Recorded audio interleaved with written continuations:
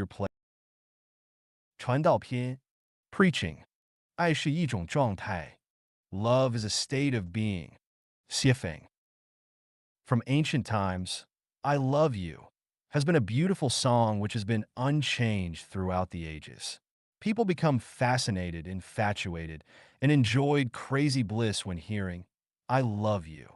Today, I finally know that I love you is a hallucination, the unpredictable clouds, a colorful bubble, and an anesthetic. Love is a state, like the constantly shining sun, the blooming peony, the roaring river, and the bright stars twinkling in the night sky with all their luster. Love has no specific target. It is wordless, but if there are specific targets, it is not love. The sun shines down constantly on everything, but if there is a target, it is not the sun, but a searchlight, a torch, or a spotlight. Love is like the shining sun and the blooming flowers. It is a state. Neither the sun nor the flowers ever say, I love you. No matter whether anyone is watching, and no matter whether the bees and butterflies come to gather nectar, the flowers always bloom on time. Love always brings warmth, auspiciousness, harmony, goodness, happiness, and positive energy, and is infinitely fascinating to all living beings. Love never shows coldness, madness, ugliness, worry, suffering, negative energy, or desperation. Love cannot hurt anyone. If love leads to pain, grief, suffering, hatred, disappointment, or desperation, it cannot be real love. Love can only be felt by love. It cannot be demanded or taken by force, nor by money, status, fame, or beauty.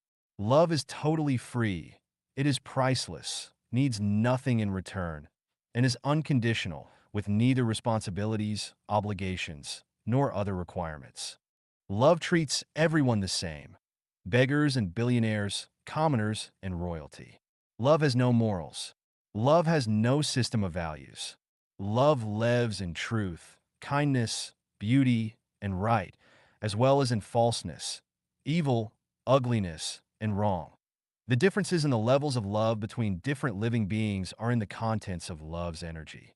The more love a living being has, the higher its level is. The less love it has, the lower its level is.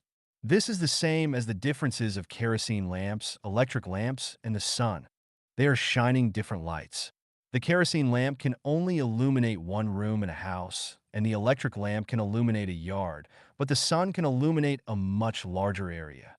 The light of the Buddha can spread everywhere, but the light of human beings can only spread in limited regions. This is the difference between Buddhas and people.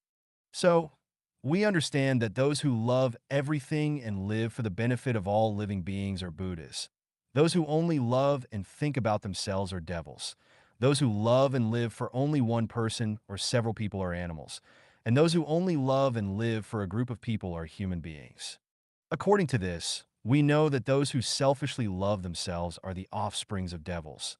Those who only love one person or thing, such as within monogamous marriage, are the lowest level of animals. Those who love their families are the lowest level of human beings. And those who love their own nations, religions, organizations, and political parties are human beings. But those who live for the benefit of all living beings regardless of their own interests are more than human beings. They are bodhisattvas, angels, and Buddhas. Human beings are not worthy of speaking the word love. Love is the patent of bodhisattvas, angels, and Buddhas. Love is profaned when one person says, I love you to another. Love is a non-material existence. Only those who have love for themselves can feel love. You will never feel love if you do not have love within yourself. Only if you have eyes can you see the eyes of other lives. Only if you are not colorblind can you see how colorful the world is. Those people with the greatest love will become super celestial beings. The greatest love is that you, yourself, completely become love. The greatest creator is love. Only by making ourselves become love can we enter the secret garden of the greatest creator, the celestial island continent of the Elysium world. 天堂在哪里? Where is heaven? 谢访. Translated by Treasure and edited by Care. Heaven, or the kingdom of heaven, is the general term for the thousand-year world, the 10,000-year world, and the Elysium celestial islands continent. Heaven is where those lives' non-material structures are more perfect than human ones. The greatest characteristic of heaven is the amount of freedom of life. Freedom from the issues of food, clothing, shelter, transportation, disease, war, and sudden disaster. The thousand-year world is a celestial body 960 light years away from the Earth. 10 times the size of the Earth, it is currently inhabited by approximately 200 million people. As the basic lifespans of celestial beings on this planet are about 1,000 Earth years, it is called the thousand-year world. More details are available in Chapter 14 of the Thousand-Year World, the non-material world. The 10,000-year world is a beautiful celestial body located 3,480 light years from the Earth. It is 16 times bigger than the Earth and is equidistant from 16 suns which surround it. About 100 million celestial beings live there with similar basic characteristics as the land celestial beings described in Taoism. They enjoy lifespans of about 35,000 Earth years, and it is thusly called the 10,000-year world. More details are available in Chapter 14 of the 10,000-year world, the non-material world. The Elysium world is the general term for the paradise universe. We inhabit a small place that is called the Earth universe. The paradise universe is called this in relation to other universes. The structure of the paradise universe is a Taiji ellipsoid, which is called a low rotary galaxy. Low rotary galaxies contain 3,000 rotary river galaxies, which each contain 3,000 Milky Way-type galaxies, and each Milky Way-type system contains 3,000 solar systems. In other words, the Elysium world is composed of 3,000 macro worlds, 9 million medium worlds, and 27 billion small worlds like the Earth. The Elysium world is a non-material existence. If the world on which we live were the front side of a sheet of paper, then the Elysium world would be the reverse side, and we would never have access to it unless we could pass through it and enter the back. The place where humans live is also where the Elysium world exists, for the Earth is within the realm of the Elysium world. The Elysium world has 10 continents: the Lotus continent, the Borneo continent, the Cassiopeia continent, the Yingwu continent, the Amida Buddha continent, the Celestial Islands continent, the Three Worlds, the Two-Way continent, the Moon Temple continent, the Gods continent, the Supreme Authentic Wisdom continent. The Celestial Islands continent is one of the continents of the Elysium world. These 10 continents are also called the Pure Land or the Buddha Land. Refer to the Elysium word within the non-material world. The place to which Life Changyuan guides Changyuan celestials toward is the Elysium Celestial Islands continent. It has 80 billion islands, apart from the 30 billion islands that have been homesteaded by celestial beings. The remaining 50 billion islands are currently uninhabited. The celestial beings in the Elysium Celestial Islands continent are called super celestial beings, or Buddhas and Bodhisattvas. When people are asked where heaven and hell are, many of them answer that heaven and hell are in people's hearts. This is only half true because the idea is that the whole of the universe depends on the mind and all rules depend on cognition. The environment is created and generated by the mind, and everyone's closest friends and dearest relatives are in their minds, are only half true. Heaven and hell would still exist if people did not think about them, just as people's relatives who live far away would not disappear if they did, and they would still exist even if they were not thought about or even forgotten. Absolute idealism can confuse people. Actually, it is easy to go to heaven, but it is extremely difficult to break our obsession. Many secrets seem very mysterious, but once they are pierced, they become clear and simple. 程序在运行. The program is running. 写法. There is a saying, fishes are in the water, and humans are in the Tao. All things in the universe are running in the Tao. If we have difficulty understanding the elusive Tao, let me make it simple, we can also call it program. So the above saying could be, fishes are in the water and humans are in the program. And all things in the universe are running in the program. What is program? In Chinese, program is 程序. Cheng means the rule, law, pattern, and equation. Shu means sequence and order. Program, Chengshu, means the order of formation, development, change, and evolution of a thing according to established rules. The computer we use is the best example of program. We can somehow say that a computer is a program. To use a computer, we need to follow programs. Whoever is good at programming is a computer expert. Hackers are computer experts who can break, interrupt, and change computer programs. Computer programs are designed by human beings, while the program of the universe is designed by the greatest creator. The seasonal order of spring, summer, autumn, and winter in some areas of the earth is a program. The order of seasons is strictly changing according to the program. Spring comes after winter, and winter comes after autumn. They have been in that order for thousands of years. The process of a human body changes in the order of a fetus, baby, toddler, child, teenager, adult, and senior is also an established program. Human beings have to go through this process, which is out of their control. The germination, growth, flowering, fruiting, and withering of a plant is also a program.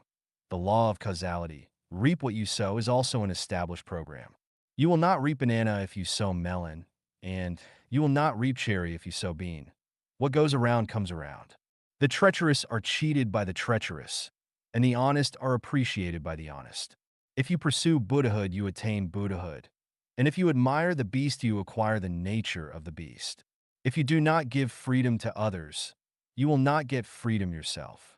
If you want to control others, you will be controlled.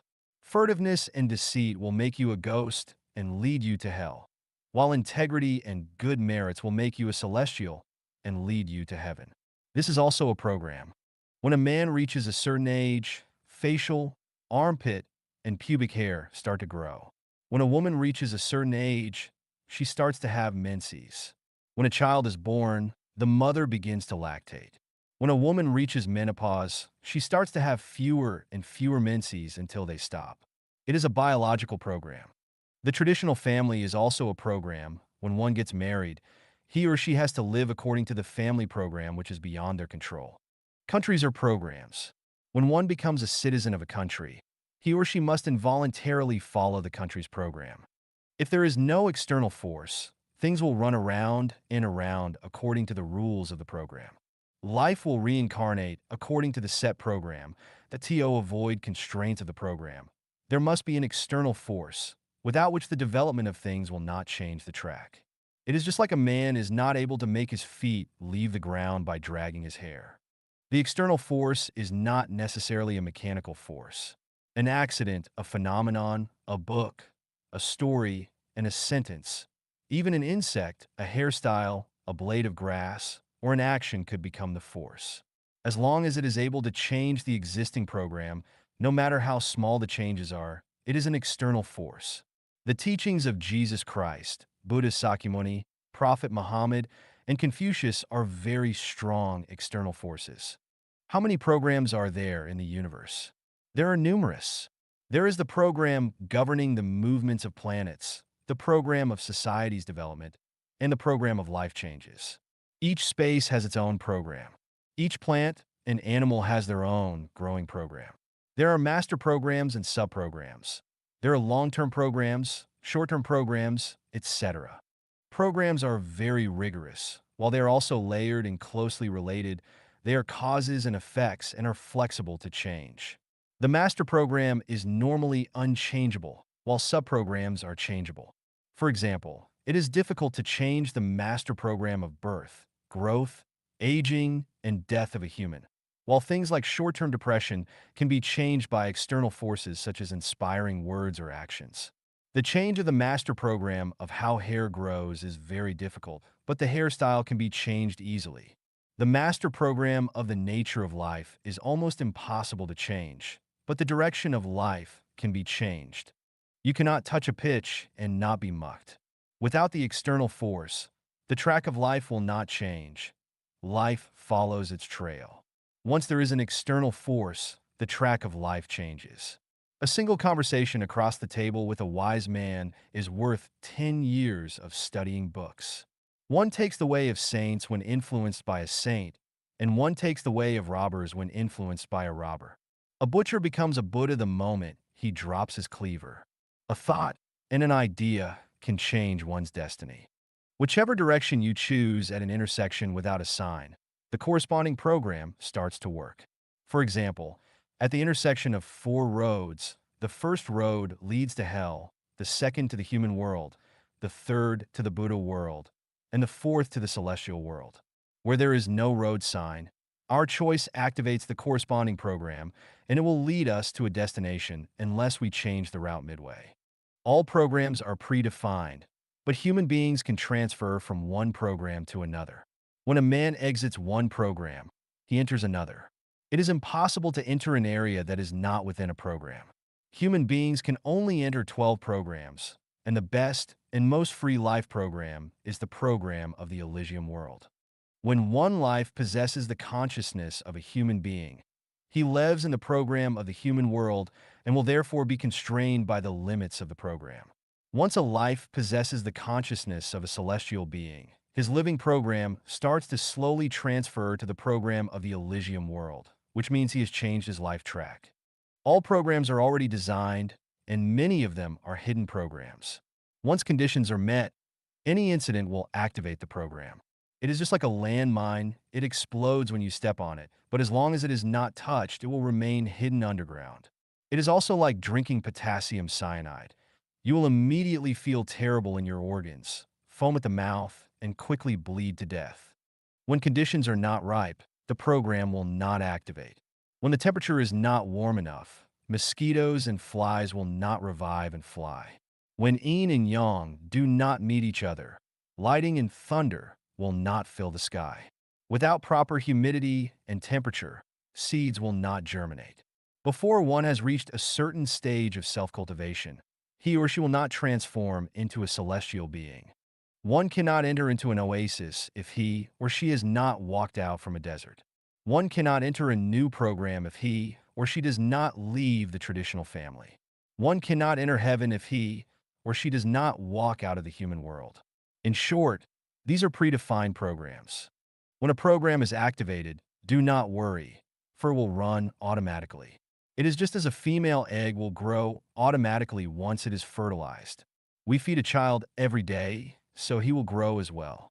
In spring, if we spread seeds in the land, they will automatically germinate, flower, and fruit. It is the result as well as the power of the program. As long as we plant seeds, there will be fruits. This is how the program works.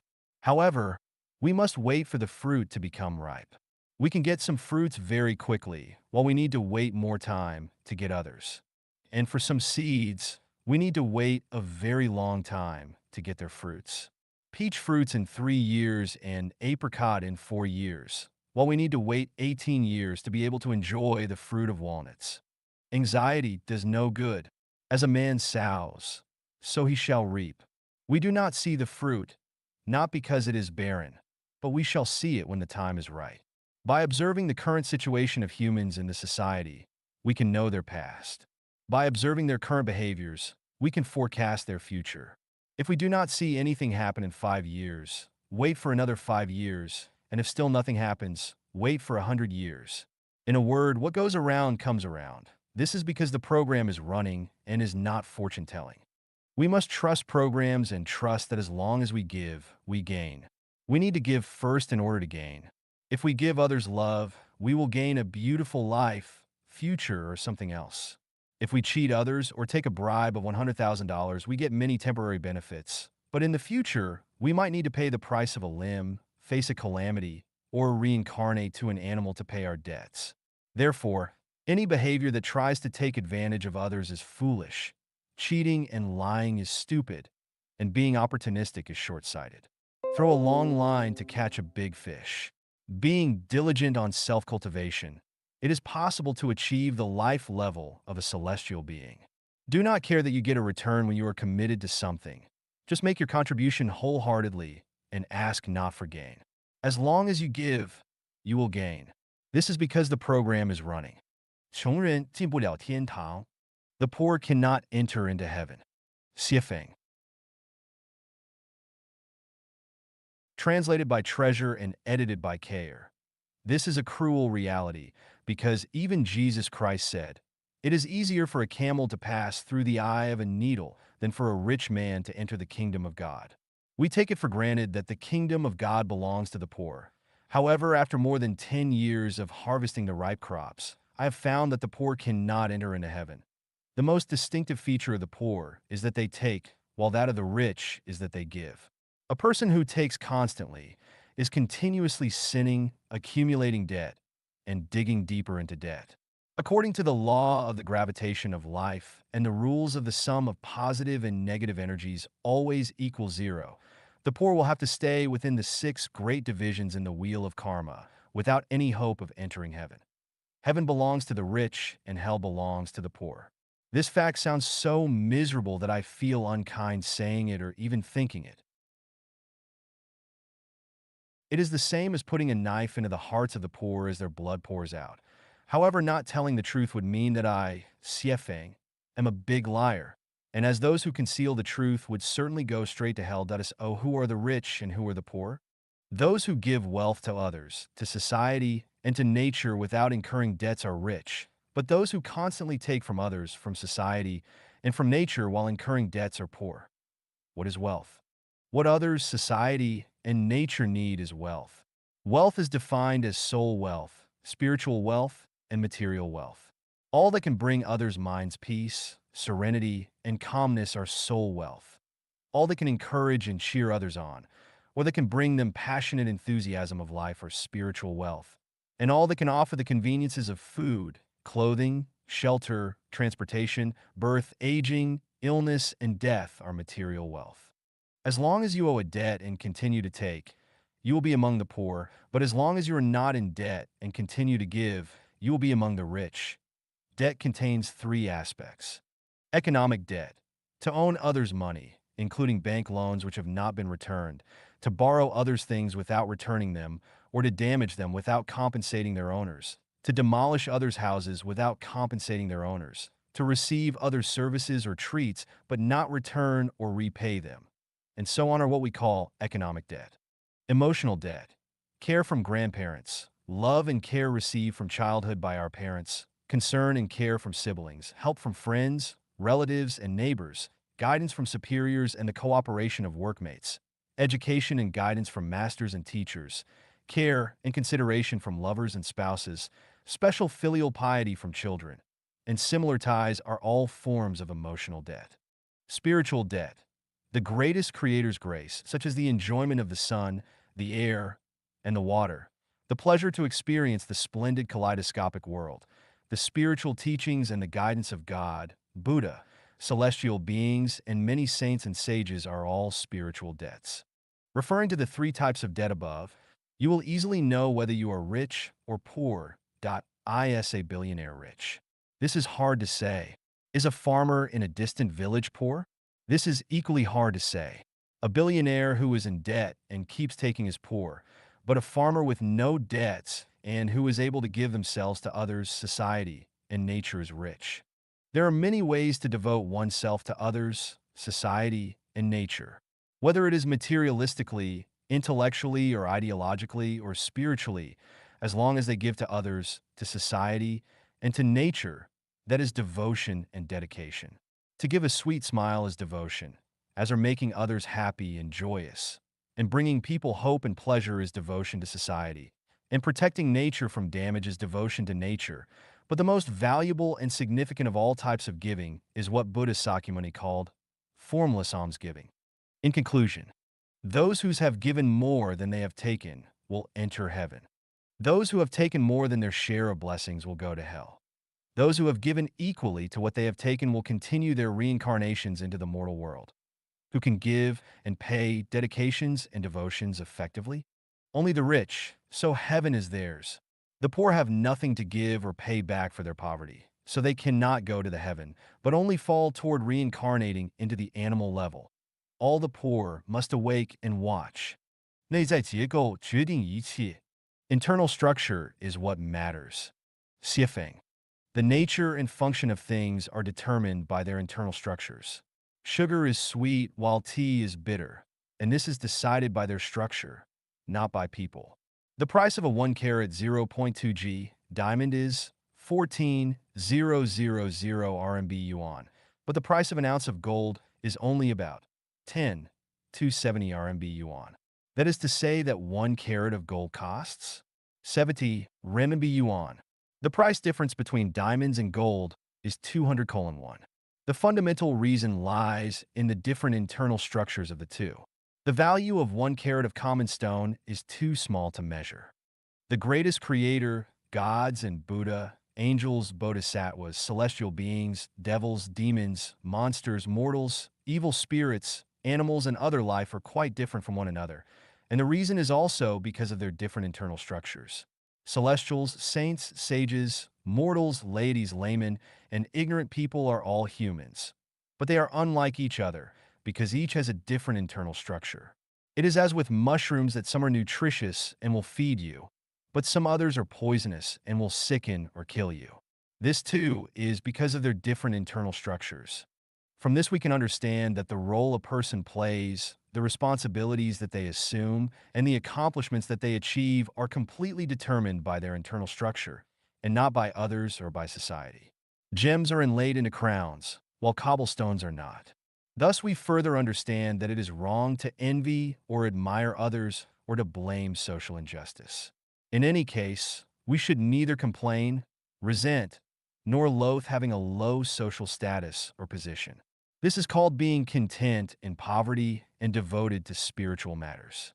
Since we understand that all things are determined by internal structures, we should then make efforts to change and perfect our own internal structures rather than flattering or currying favor with others. Using connections for special treatment, envying and admiring others, complaining and resenting others or our society, seeking magic power or skills, seeking shortcuts or begging for mercy and help, blaming or accusing others for our bad luck, being opportunistic, or finding secrets too. Success. Peaches and plums do not talk, but people come to pick them. The fragrance of flowers attract butterflies. Peonies do not assume their beauty, but people naturally sing songs about them. No matter how flies and mosquitoes dress themselves, people will still detest them. Beggars cannot have refined tastes. Dog meat is not to be served at feasts. Those who lack elegance and good etiquette are not presentable. In short, the internal structure of each thing determines its social role and status. At this point, if someone still complains about heaven and earth or blames others or society for their ill treatment or bad luck in life or finds excuses and reasons to blame others rather than themselves for their failures, then they would have to be either ignorant or just plain stupid. Are you not satisfied with your current situation? Do not find external excuses and reasons, but make sure to look for source causes from your own internal structure. The internal structures of things are determined by their quality.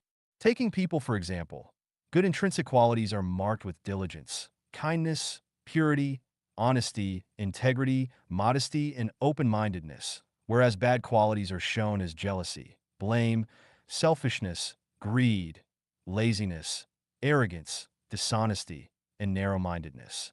A person who does not have good quality can never be smooth and refined no matter how they struggle, be accomplished in their career, or sail easily through life.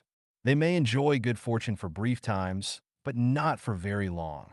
People who are moving toward heaven through self-refinery and self-improvement should never waste valuable time and energy on changing the external world or on changing their external appearance.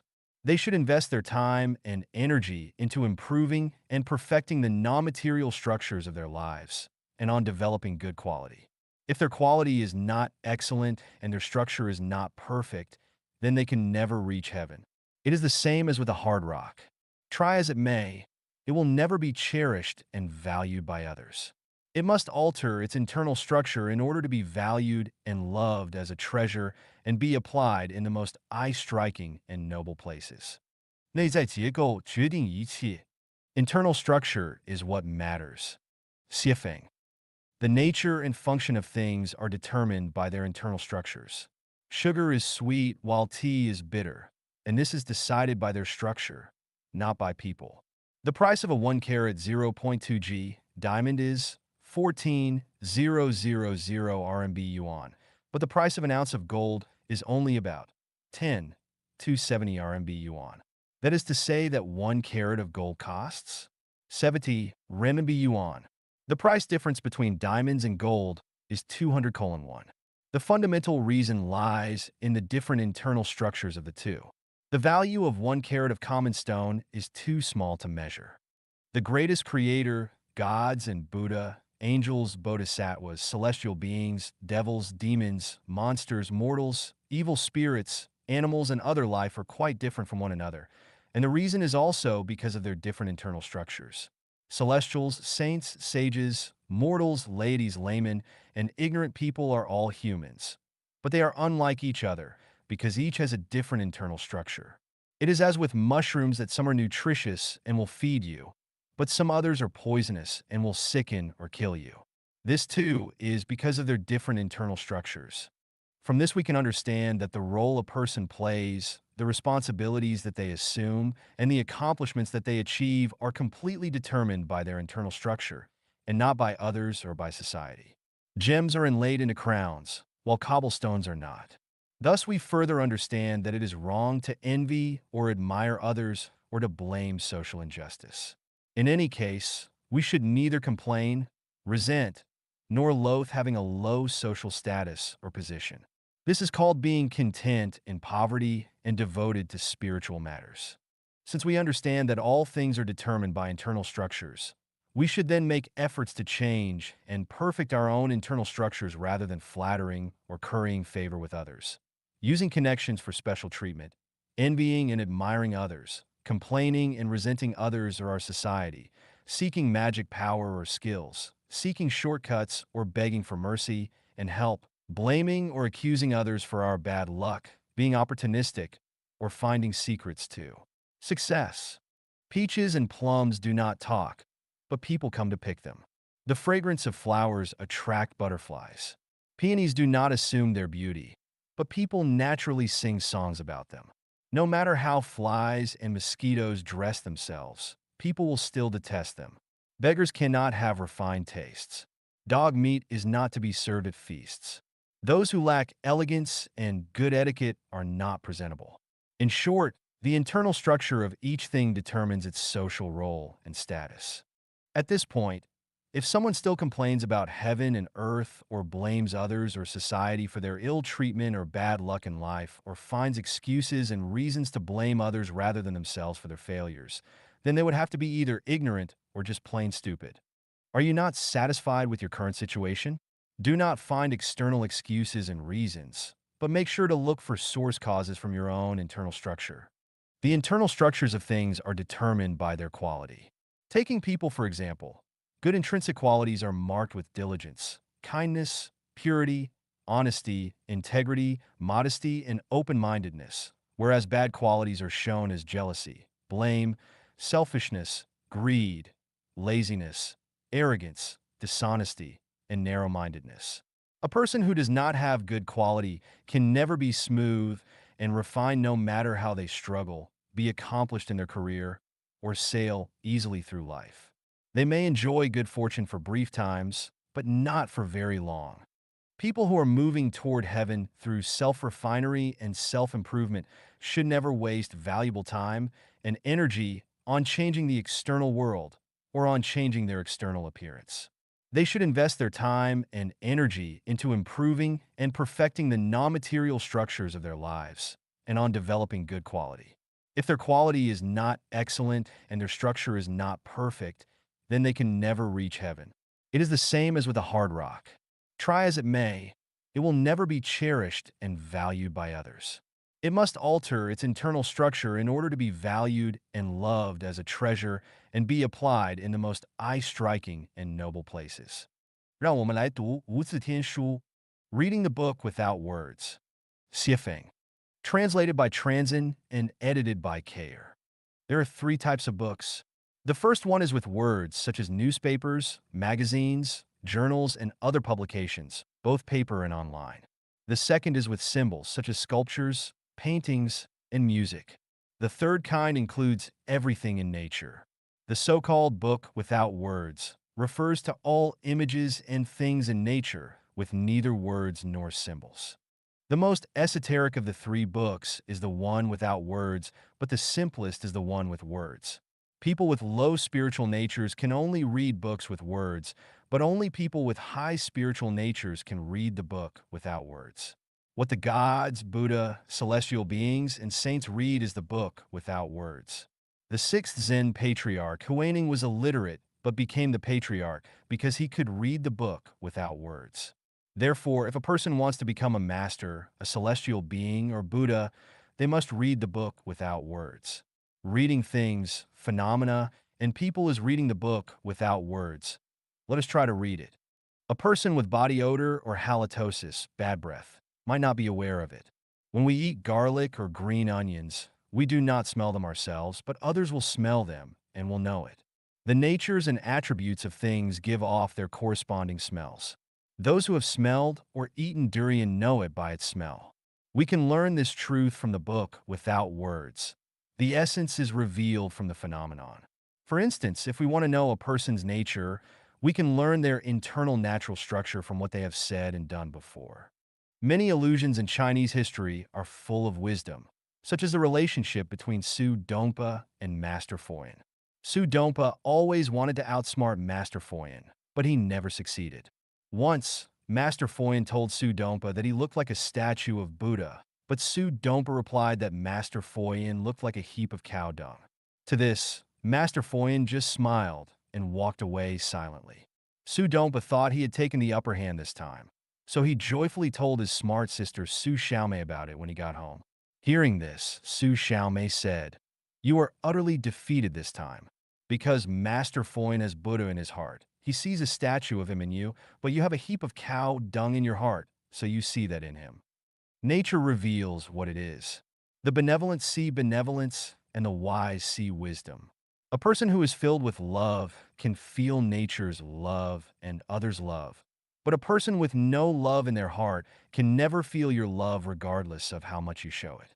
Those who always compliment others have rich and beautiful spirits and souls, but those who always demean, mock, criticize, insult, and attack others, and who always speak badly about them, both to their faces and behind their backs, most clearly have ugly souls and extremely poor spirits. Speaking well of others shows that one is good, but speaking ill of others shows that one is not. Flowers always emit lovely fragrances wherever they are, but dog droppings always give off undesirable stench in spite of their surroundings. One who accuses others of heresy exposes that they themselves are heretical. As with Su Dongpa, he had cow dung in his heart, so he saw Master Foyan as such. Therefore, people should not care about others' comments and judgments. Flies and mosquitoes will consider you disgusting because they are disgusting, but butterflies will find you beautiful because they are beautiful. An artist painted a picture which he believed to be fairly good, but he wanted to know how people would react to it. So he left his picture in a public place with a brush and some ink next to it and wrote on top of the painting, "Please point out any faulty strokes in this painting." At day's end, he recovered his painting, but the painting was completely different. Each stroke was criticized as being faulty. The painter was so sad and distressed that he barely slept that night. But the next day, he painted the exact same picture as before and took it back to that same public place. Except this time he wrote, "Please point out the superb artistry of this painting." At the end of the day, the painting was again completely different, except that now all the comments described its elegance and beauty. He sighed with emotion. The good or bad of the painting was determined by the viewer's state. Beauty is in the eye of the beholder. Quantum mechanics also explains the same principle. The movements of fundamental particles are decided by the consciousness of the persons watching them. The Japanese scientist, Masaru Emoto, found that the structures of pure ice crystals can be shaped by the mentalities of people observing them. If the observer's heart is full of love, or if the freezing water is exposed to positive emotions, such as love or gratitude, or to music, prayers, or art, the ice crystals become symmetric and perfect. But if the observer's heart is filled with hate, or if the water is exposed to negativity, such as mean words or destructive images, they appear very disorderly and irregular. Therefore, we should not be affected by others' comments about ourselves, or we will be fooled. The Pygmalion or Rosenthal effect on psychology illustrates this point well. People develop in line with other suggestions and expectations. We must only be committed to ourselves and ignore other people's comments in order to live out our own lives. If someone accuses you of being mentally disordered, just smile and do not get upset, for it is they who are mentally disturbed. But if someone praises you as being a saint, do not be blindly proud, for it is they who are the saint. Let us read the book without words as such. I have written more than 100 articles on revelations which may help you to find your enlightenment. 如何知道自己的前世? How to know our previous lives. Dayform Celestial. Translated by Transin and edited by Kayer. The hypnotic induction method is one way, but we can also observe ourselves from the life clues found in our previous lives. The universe is holographic, our life is holographic, and our life information base contains all of the information from all the ages of all life journeys of all generations, and the information is always passed down. This information is hidden, but it will reveal itself every now and then. By capturing these momentarily revealed clues, we can trace our pasts. Understanding the life characteristics of 36-dimensional space is conducive for us to understand more of our previous lives. There is only one kind of human nature, but from the people that we know and those that we know of through various channels, we can see that human nature are diverse and colorful. There are quantum differences between people, sometimes even poles apart. The reasons are that people have different origins. Some are from the heaven world, some from the animal world, and some are reincarnations from the mortal world. Even for those from the heaven world, there are great differences. Those from the Elysium world and from the thousand-year world can never be the same. Likewise, even for those from the animal world, those who were carnivores will have totally different natures than those who were herbivores. In this sense, mankind is a rabble. The mortal world is a tenement yard for all kinds of lives. There are hundreds of thousands of clues to trace our previous lives, but we can only have rough ideas about them from these clues. Here are 18 examples. If you have holographic order thinking, congratulations, then you are from the side of the greatest creator. You are a god. If you have formless thinking, congratulations, then you came to the mortal world from the Elysium world. You were a Buddha. If you know that you can change a world magically, then you were a super celestial being. If you were born to like freedom and always seek happiness and joy, you can follow your heart's desire without overstepping the line, then you were a celestial being. If you often dream of flying freely, your mind and body are often in a strange state of joy, you have no fear of death, and hate your life in the mortal world, then you are from the 10,000-year world. If you are always looking for the way back home, and feel that you do not belong to the mortal world, you are moreover benevolent and kind, a fun lover. You do not want to be fettered by states, religions, organizations, or families, and you fancy and yearn for a better life in the future, then you are from the 1,000-year world. If you have the Taiji thinking and you're super wise, clever, and gifted, then you were someone influential in society, maybe even a sage or saint. If you love your own nation, culture, family, and family life, and think all this is perfectly justified, then you are a mortal human. If you often dream of flying in your dreams, but still feel attached to the mortal world, then you are a bird. If you derive pleasure from, and even love eating meat, and have never felt the suffering and misery of life being slaughtered for meat, then you were a predatory carnivore. If you naturally prefer vegetarian or vegan foods, are naturally timid and afraid of being hurt, like to depend on groups, love your family and religion, then you were a docile herbivore. If you inherently want to be a policeman, are very sensitive to theft and crime in society, and always want to arrest criminals, then you were feline, a cat. If you innately want to be a soldier, are willing to defend your land and home, then you were a dog or wolf. If you naturally prefer to take, embezzle, and steal, then you were a mouse or other rodent. If your nature is to bear hardship without complaining, endure bullying without resisting, harbor grudges without showing them in words and deeds, be trampled upon and feel powerless to resist, completely abide by your destiny, then you were a farm animal from the livestock world. If you are naturally aggressive and quick-thinking, good at sorcery, and can derive pleasure from the pain of other life, then you are from the devil world. If you have extraordinary bearing and charming style, are endearing and extremely selfish, then you are a goblin. If you are clever in trivial matters and have mastered a lot of magic tricks, you always watch for your chance to seize others' love and property, then you were an evil spirit. Draw analogies by checking yourself against the dispositions of other life, and you will find traces of your previous lives. Note: life in the inflamed layer, the frozen layer, and the netherworld usually do not directly enter the human world. Insects and many plants belong to other life cycles, which never enter into the human world. The above is only a general outline.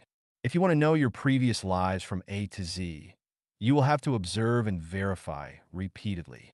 Like attracts like, you can also find your shadows of the past from those people with whom you associate most often and most closely.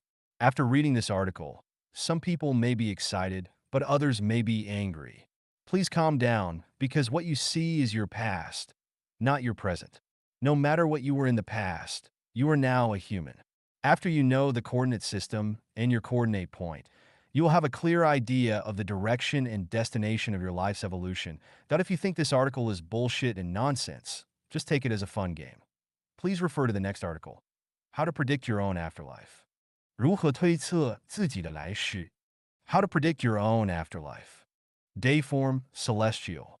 Translated by Transin and edited by Kayer. Everything has the ability to move and develop, and this includes life. When we see a pregnant woman, we know that she is conceiving life. She is having a baby. After the baby is born, we know that it will gradually grow up, move from childhood to adolescence, youth, middle age, and old age. After spring, we know it will be summer, fall, and winter.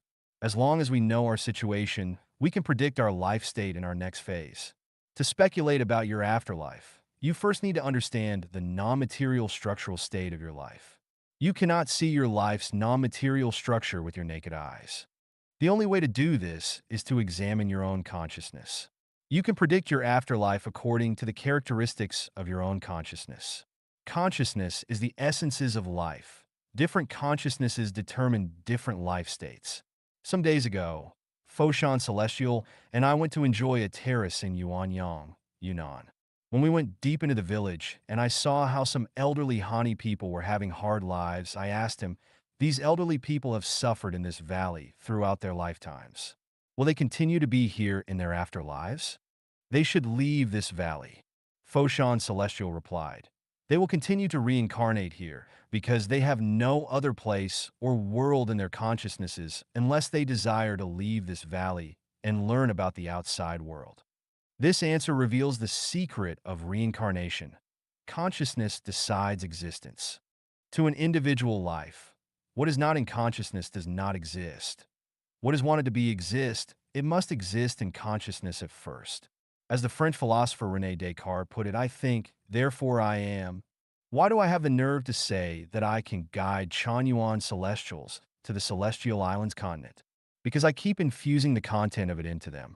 When they understand all the details about it, especially the characteristics of life and the lifestyles of the super celestial beings there, and gradually clear away other consciousnesses, they will undoubtedly go to the Celestial Islands continent in their next lives.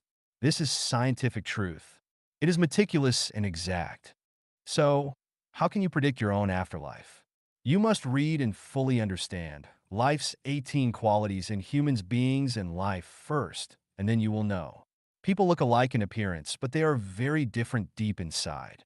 At the same time, you can check your faults by referring to the Supreme Book of Rewards and Punishments. Here are 7 suggestions. If you have killed many dogs, then you will be a dog in your next life.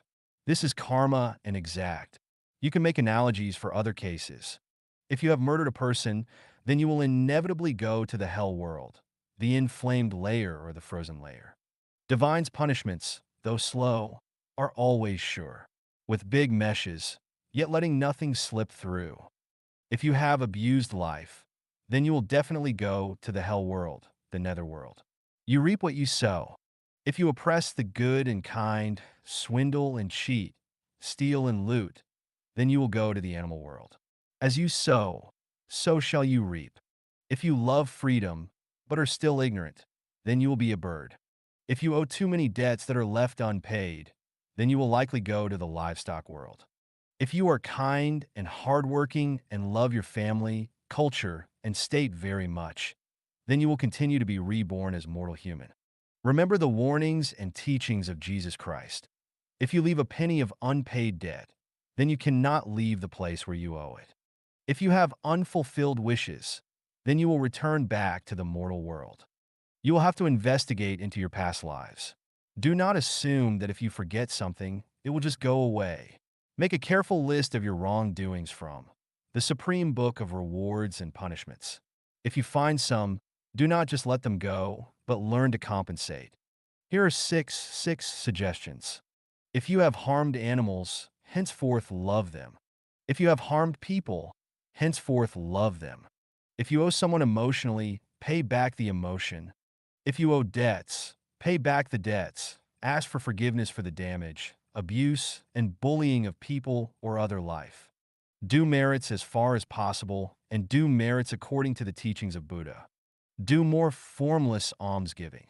If your merits are great enough, you can compensate for your faults and debts that have accumulated over many generations.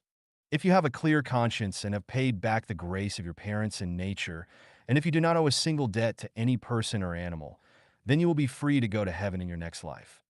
Those who talk about spirits, deities, fortune, and disaster, lose nature, are sneaky, speak voices dripping with sarcasm, resort to sorcery, and talk nonsense will become ghosts, demons, and monsters that we can just look at the variety of fruits and flowers that we see. Why are they so different from each other? The reason lies in the structures of their lives. Their different life structures are the differences of their entities, and in the teachings of Chinko and Celestial, their forms and uses will be different. Always remember these four truths.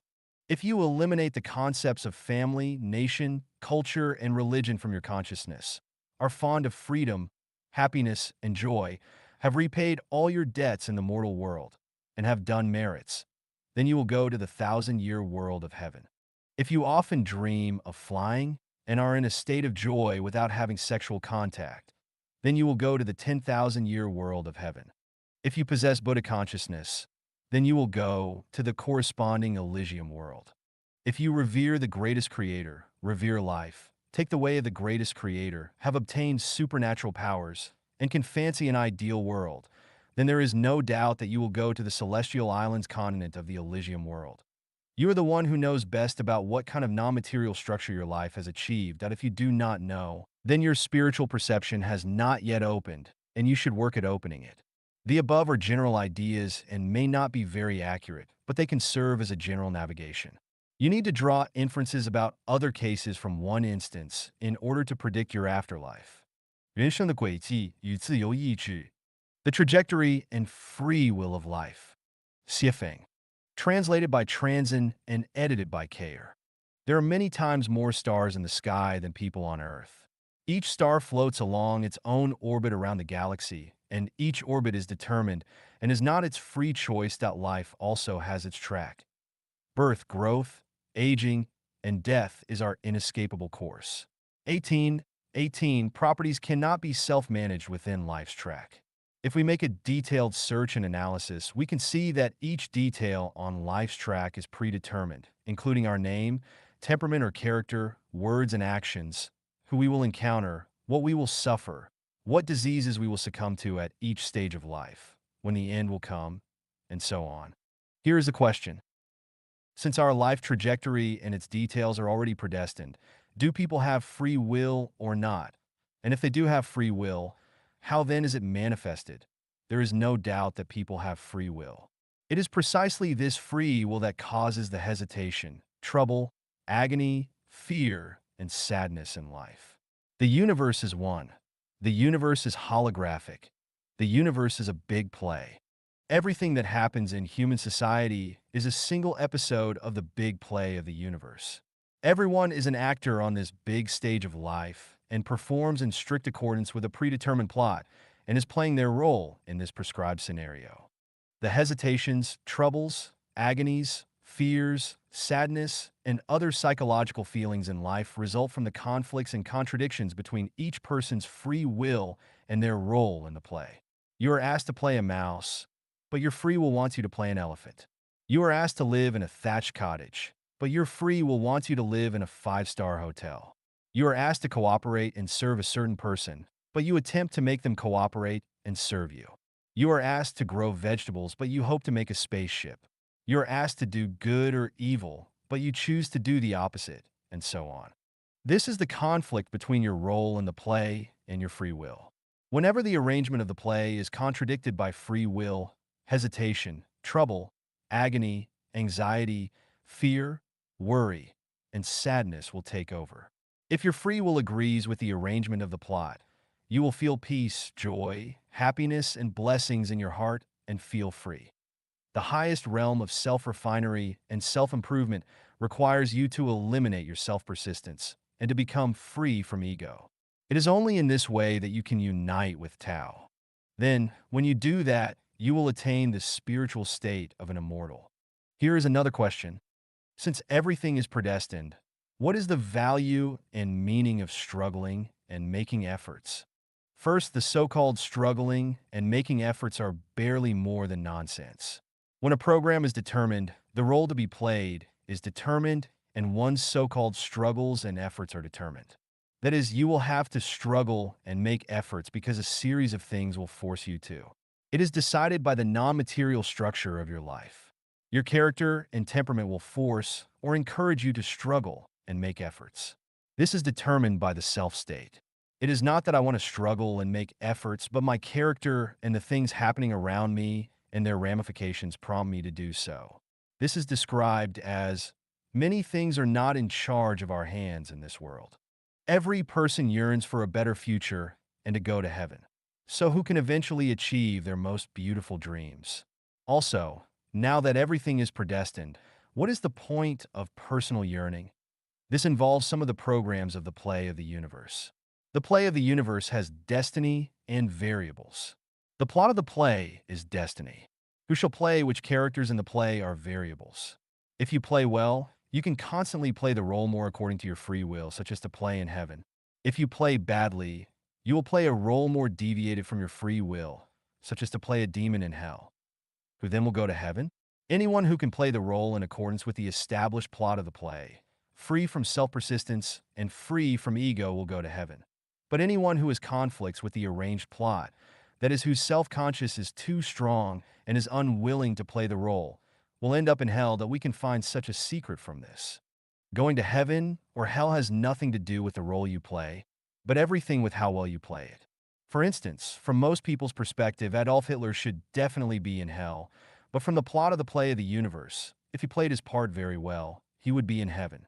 No matter what your role is, an emperor or a thief, as long as you play it well, your reward will be to go to heaven. If you do not play it well, you will be doomed to reside in hell.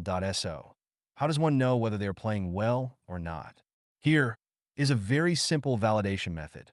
Namely, no matter what role you play, be it one with much pain and suffering or one that enjoys happiness and pleasure, be it a role to ride the whirlwind or one to suffer the commonplace, if you can stay calm, be happy and joyful, free from hesitation, trouble, agony, anxiety, worry, and fear, but with gratitude, then you have played well. Otherwise, you will have failed the role. Those who have mastered the essence of the teachings and instructions of Buddha understand that self-persistence is the biggest obstacle to the Elysium world. Self-persistence is the result of a strong, free consciousness. If you do everything according to your own ideas and wishes, if you always believe that yours is a just cause, if you always insist on your own views, if you always know that you are right, then you cannot play the arranged plot of the play very well, and you will be miserable and unable to be rewarded with the Tao of heaven. Take things as they are. Associate with others by following your predestined relationships. Acting in accordance with your nature and taking advantage of opportunities is the best way to play the role. 雪风是缘, the interpretation of predestined ties. 谢风, translated by treasure and edited by care. Tie, a bond of information that will reconnect two lives in the future for favor, disgrace, or injury. Once you get a tie, it must be ended, otherwise their attractive force will be inescapable. Predestined ties. Potential energy accumulates from the attractive forces between lives. It circulates in infinite space and eternal time until it reaches the point where it transforms into kinetic energy, releases it, and then causes the tractive force to disappear. Favorable ties. The information to be processed that remains in the negative universe, which result from the love and honor between lives who bless each other and are eager to reunite. The information will never disappear until these wills are realized and the ties end. Good karma. One life gives another life a sincere blessing and a favor that will cause a corresponding gravity to return in the future. Evil karma. The hatred and debt between lives which never disappear until the hatred is settled or the debt is paid off. Worldly ties. All the information left and all the debts owed in the mortal world are called worldly ties. Marriage ties. The love-hate relationships between husbands and wives are called marriage ties. Celestial ties. A bond with a celestial being is called a celestial tie. End ties. End ties are when all debts are paid back. Following predestined ties. According to the arrangement of the universal scenario and plot, accept and play the assigned role with pleasure. Ties are kinds of invisible meshes which are established between lives. Divine punishments are slow, but always sure with big meshes, yet letting nothing slip through. Once getting a tie, it must be ended, otherwise you will be unable to escape their meshes. Worldly ties must be ended in the mortal world. Heavenly ones must be ended in heaven, and hellish ones must be ended in hell. Ties are tractive forces. Those which are not ended will stay in tow forever, no matter how far apart in time or space, and they can never be escaped. Anyone who wants to go to heaven must end all ties in the mortal world as soon as possible, whether they are good karma, evil karma, favorable ties, or marriage ties. As long as there are the ties, it is best to end them as soon as possible. Otherwise, you will be unable to leave the mortal world and will have to reincarnate back into the mortal world of samsara to end the ties in future lives. 原奥秘和真谛 The Secret and Truth of Predestination I. Xiefeng. Translated by Transin and edited by Kayer. Preface. Brushing against shoulders in this life is the result of the 500 times of looking back into previous lives. To ride in the same boat is the result of 100 years of cultivation. To sleep on the same pillow is the result of millennia of cultivation. Knowing I am not destined to enter her heart, how can I compare with the catkins and swallows? Flowers bloom and wither. Tides rise and fall. Spring awakens the branches. Running water is heartless, but the grass welcomes it every year. People may have sorrow or joy and be near or far apart, but the moon will still wax and wane. Born of these scenes, can the word sorrow suffice? Dynasties fall, but mountains and rivers remain. So how many times can we see the beautiful sunset? The events of our world are like games of chess. Each game is only new because it is destined to be so. In a life, people endure hardships and twists and turns in the mortal world and repeat samsara. Some people are designated to meet from thousands of miles apart, but not to know their next-door neighbors. All these are predestination. All things are predestined. Definition of predestination. Predestination is the cause of generating, sustaining, destroying, and changing of all forms and all things, and is the cause of all events. It is the bridge and the tie which causes sorrow and joy, separations and reunions. It is the factor which decides the development of matter and the origins of desires, words, and deeds connected to other things in the universe, which are bound to happen in the future, since beginningless time. It is a kind of debt after receiving other services or graces which have not been paid back timely. It is the set of revenge. Wrong with wrong. Several cases of predestination. 614 years ago, Emperor Qingzu of Ming, King of Yin, Zhu Di killed 873 members of the 9 tribes of the Fang Shiru clan. Yet he still could not vent his anger and counted Fang Shiru students as one clan and killed them all. Many people perished. Why did that happen? What was its cause? It turned out that Fang Shiru's father had selected a cemetery plot. At night, he dreamed that the Red Snake King was sticking his red tongue out and requesting earnestly that he delay the groundbreaking for 1 or 2 days so that his family could move away. The next day, the Fong family dug the earth and built their tomb as scheduled. Soon, the workers exclaimed, "We have found a red snake pit." Countless red snakes slithered and fled in panic. Fong Sheru's father ordered them to kill all the red snakes with fire and knives. That night, the bleeding red snake king cursed him in a dream. "I will kill as many of you as you killed of us." Shortly thereafter, the Fong family gave birth to a baby son, Fong Sheru. Born into a scholarly family, he was very smart and diligent as a boy. He was eloquent and charming in appearance, and his tongue was red. He was the reincarnation of the Red Snake King. He deliberately resisted an imperial edict from King Yin in order to enrage him and fulfill that curse by implicating his 9 tribes. After killing all 873 members of the Fong clan, the number still could not match the number of the red snakes killed on that day, so very long ago. Fong Xiaoru deliberately provoked King Yin again. Even 10 tribes, so what? The king then had all of Fong Xiaoru's students put to death, and the Red Snake King finally got his revenge. In the ancient times, there was a prince who was very handsome, intelligent, and well-educated, and whose closest friend was a young man of equally excellent and outstanding virtues. Like Nozlake, the two would discuss state strategies, compose poems and couplets, and toast the moon together. They discussed everything under heaven and were very intimate. One day, they went out for fun and met a girl who was unspeakably beautiful, cultured and decent, well-versed in lyre playing, chess, calligraphy, and painting, a matchless stunning beauty throughout the whole country. After a period of time, both the prince and the young man confessed their love to the girl, but in the end she chose the common young man rather than the prince. The prince fell into an abyss of depression and pain and went to see the most accomplished and eminent monk to ask him why this happened. The monk resorted to magic and presented the following view to the prince. On a beach, a beautiful naked woman lay motionless. A man came to the seaside and saw her. He approached her and placed his hand to her nose. Evidently, the woman was dead. He turned and walked away. A moment later, a second man arrived. He also saw the woman, and as the man before him had done, he examined to see whether she was alive, but she was indeed dead. He then removed his jacket, covered the woman, and went away. After a while, a third man came. After observing, he too realized that the woman was dead. He stopped and carried her on his back until he found a place at the beach to bury her. He also made a mark for her grave. The eminent monk then said, "The woman who you both love is the woman who died on the beach."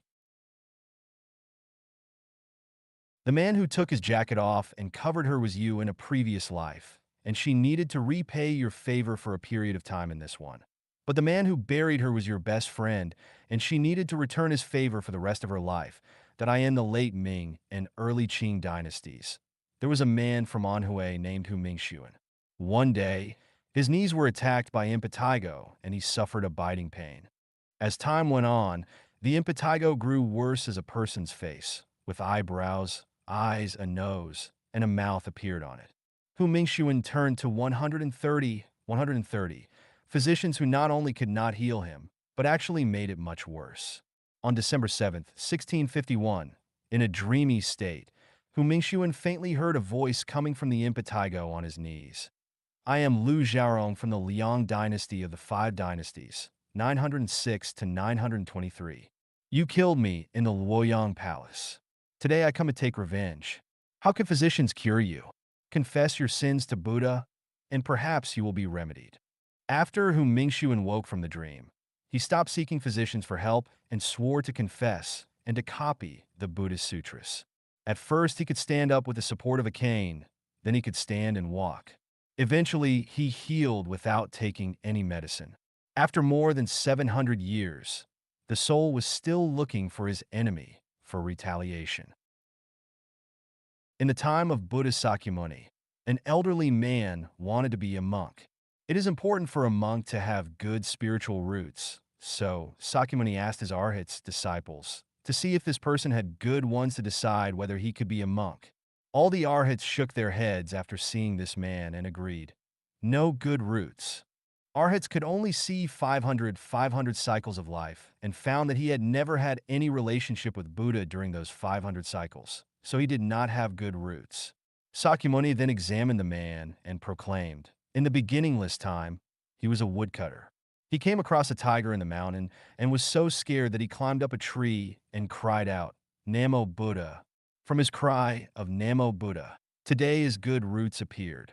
Sakyamuni ordained him, and he later rose to become an Arhat himself that in the Shu kingdom. There was a bully named Guo Jingzhang.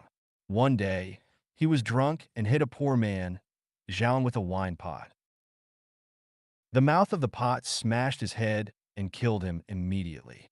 Guo Jingzhang gave Zhao and Sun a lot of money to help conceal the matter from the law. Soon afterward, Guo Jingzhang's head grew a sore about 3 to 4 centimeters deep like the one where the pot had hit Zhao. His bone was exposed, he bled and discharged a constant stream of pus, and he could occasionally see Zhao and's face in it.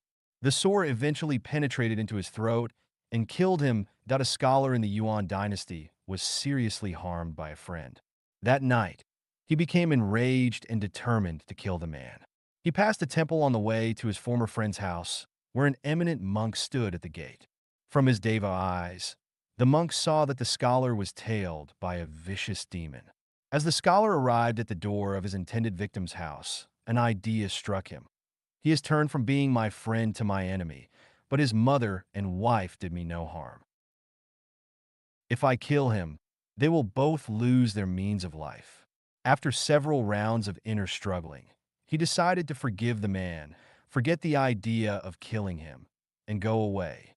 On his way back, he passed the same temple where the same monk was still standing at the gate, but this time the monk's deva eyes saw a completely different scene. The vicious demon which had tailed the scholar was gone, and he was escorted by angels above his head. The monk told the scholar what he had seen and asked him what happened. The scholar told his story truthfully, and the monk exclaimed that the demon and the gods were moved by just a thought. The idea of tolerance changed the scholar's fate. He later became an official, and the friend who had betrayed him died on a battlefield in a mountain village in Damiao Township in Chaoyang City, Liaoning Province. There lived a villager named Li Cheng. Li Cheng's grandmother had a relative named Zhang Qing, who used to carry and sell fabrics for the Li family, but whose own family was very poor because he lost in everything he did throughout his life, and his family had been supported by Li Cheng until Zhang Qing died. Li Cheng even paid to have him buried. About 1 month afterward, Li Cheng was sleeping soundly in the middle of the night when he suddenly heard someone calling his name. Li Cheng, I am Zhang Qing. I am coming to pay my debt back to you. Li Cheng found it strange after he woke up 3 times in a row from his sleep. Just then, the house manager came to tell him, Master, the big horse just gave birth to a colt. They knew that the colt was Zhang Qing reincarnated and named him that. Several years later, Li Cheng pulled a cart to Basi Jiazi and stayed in a postal station there. The next day, the local area was having a fair. In the morning, the horse went to the fair alone and stamped the earthen pots and utensils of a street vendor, leaving only 5 big basins intact. The vendor was very angry, and he gripped the horse to find justice. Li Cheng was informed that his horse had made trouble for him and went to the fair to apologize and promise to compensate the vendor for his losses. Li Cheng yelled, Zhang Qing, what is wrong with you today? The vendor wondered why the horse was named Zhang Qing. Li Cheng told him about Zhang Qing's home and his reincarnation into the horse. The vendor said, I knew Zhang Qing. I bought some fabrics while he was alive, and I still owe him money. He then calculated his losses from the daily wares, and the value was exactly what he owed to Zhang Qing, so the balance was even. They all understood why the 5 big basins were left untouched. Yuan Liao Fan, the author of the 4 Lessons of Liao Fan, in the 16th century was from Jiashan, Zhejiang. When he was young, a fortune teller predicted the good and bad fortunes to come in his life, including his rankings in the imperial examinations, his official titles, that he would not father a son, and when he would die. Later, many things were fulfilled accurately just as the fortune teller had predicted. Every day, he became increasingly idle, knowing that his fate was predestined and that everything would come along automatically. Then he met Zen master Yungu, who told him, "Fate is created by the self, and blessings are sought after by the self. Pursuing it in a correct way, attaining it, depends on your destiny." He began to understand that fate could be changed and became determined to amend his faults. He became tolerant of others' wrongdoings to him and committed to doing good with the greatest determination and perseverance. Surely enough, the original predictions lost accuracy after he decided to change his fate. Not only was he promoted to higher offices, but he also fathered 4 sons and survived a full 16 years longer than had been predicted. 原奥秘和真谛 The Secret and Truth of Predestination 2. Xiefeng. Translated by Transin and edited by Kayer. The 8 descriptions of predestination. A tie will not end until the debt is paid. Once a tie is formed, only its resolution can dismiss it, and with that it shall end. Love and hate determine the depths of ties. Some ties are very shallow while others are very deep. The depth of a tie is decided by the degree of love and hate associated with it. The stronger the degree of love or hate, the deeper the tie is. The weaker they are, the shallower it is. The short or long of the tie is determined by debts. Ties are essentially debt relationships. Debt relationships are not related to the amount of the debts as much as to the length of time involved. As long as there is owing, the tie is long. Once the debt is settled, the tie will end. Mortals create ties, but Tao ends them. Both good and bad ties are created by mortals. Once a tie is created, it is controlled by the reward and punishment program of Tao and will eventually befall the person who created it. This is the so-called good will be rewarded with good, and evil will be punished with evil. If it is not repaid now, that is because the time has not yet come. Once the time comes, it will surely be repaid. With neither shape nor form, but with shadows and traces.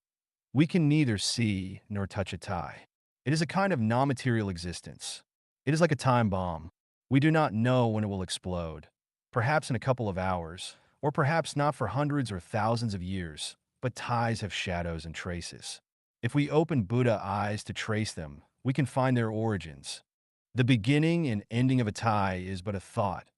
Once you get a tie, you will have to dismiss it in order to keep it from falling on you. And if you want to eliminate a part of the tie, you will have to do good, especially a hidden good or formless almsgiving. Do evil not to a single thing, and do good to all things. Repentance, praying, giving alms, and selfless dedication are the best ways to eliminate ties, especially an evil tie on the halfway.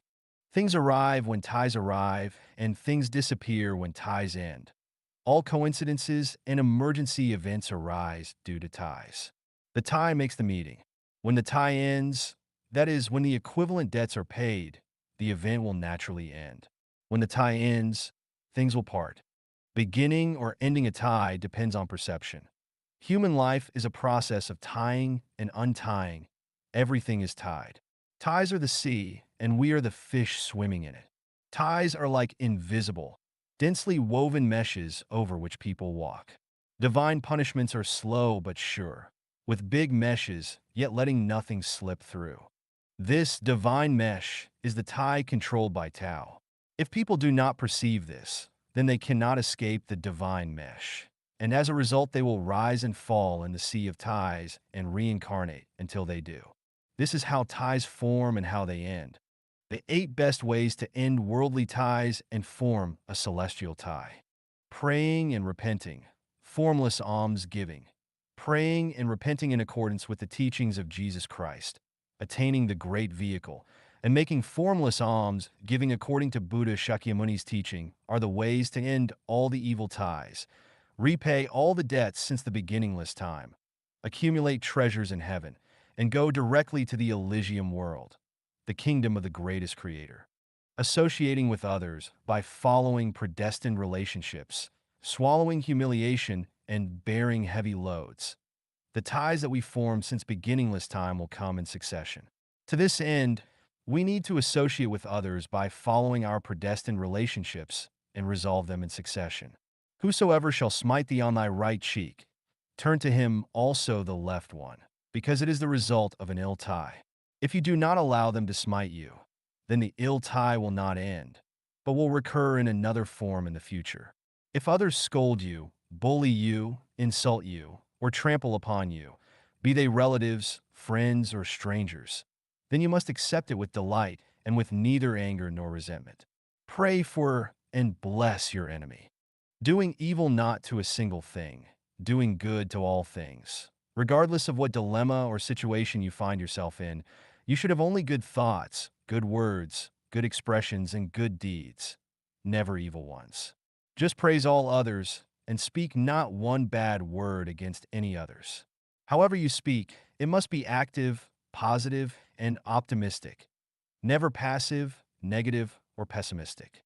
Try your best to bring happiness and joy to people rather than distress and sadness. You should not only treat people this way, but all life and all nature. Always giving, never taking. The guiding principle of the universe is that the sum of positive and negative energy is always zero. Losses and gains are always equal. What one gains and loses always balance out. If you lose, you will certainly gain. If you gain, you will certainly lose. So never think that someone owes you, but remind yourself what you owe others. If others bully us, it is because we owe them and it is time to pay them back. If others owe us, be it emotional debt or financial debt, do not ask for it because it will be returned in one way or another, perhaps in this life, perhaps in the afterlife, perhaps from the head, perhaps from the toe. All in all, the law of the sum of negative and positive energy always is zero will work. We just give and leave the taking to Tao. Being apart from the mortal world and avoiding mundane entanglements. Living in the mortal world is to inevitably contact a variety of mortals and laities, but remember that in no case must you ever take advantage of others, not even those closest to you, your parents, children, husband, or wife. In all the universe, heaven and earth, there are no advantages to be had. Whatever advantages you think you have taken are harmful because you will bear losses to balance them out. Especially when you are dealing with ignorant persons, ladies, mortals, sages, let alone the public. If you take gains from beasts and birds, then your nature will be harmed. If you crave gains from people, then you will bear losses from the Tao of heaven. The hard truth is that if you are not corrupt, do not take advantages nor owe debts, then you are staying away from the mortal world and are free from the ties of mundane entanglements. One particularly important thing is that love and sex must always be completely consensual from both sides and totally free from luring or forcing, or such a mundane entanglement will be as difficult to end as cotton or silk. Pursuing celestial beings and worshiping Buddha builds good ties. Celestial beings are in the celestial world.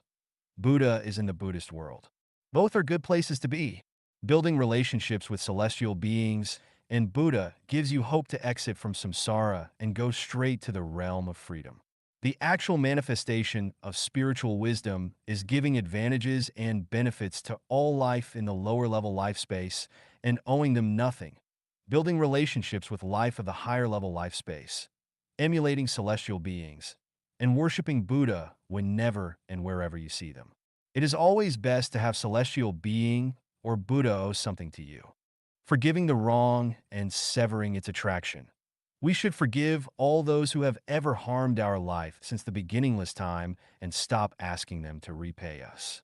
This is the way to completely sever our ties with them and develop no new ones, which can let the attraction of life in the lower level life space completely disappear from us so that we can ascend to heaven and become an immortal. Revering the greatest creator and taking the way of the greatest creator. This is the heart and core to end worldly ties and form a celestial tie. Also the top and best way to achieve a state of oneness with man and nature and Tao, as well as to go to the Elysium world. Everything that Life of Chanyuan does is centered on taking the way of the greatest creator. If you want to understand this more deeply, then you will have to read and understand the meanings of Chanyuan Corpus and Siefeng Corpus. Enter the new oasis for life and serve for the Life of Chanyuan era. Conclusion. All forms and things in the universe develop and change as the result of predestination. When predestination exists, then forms, matter, and things exist. When predestination ends, then forms, matter, and things end. Good ties bear good fruit, and bad ties bear bad fruit. Mundane entanglements fall into the mortal world, but affinity with Buddha goes to the Elysium world. This truth must be understood. Those who understand the secrets and the truth are celestial beings and Buddha. Those who do not are mortal beings.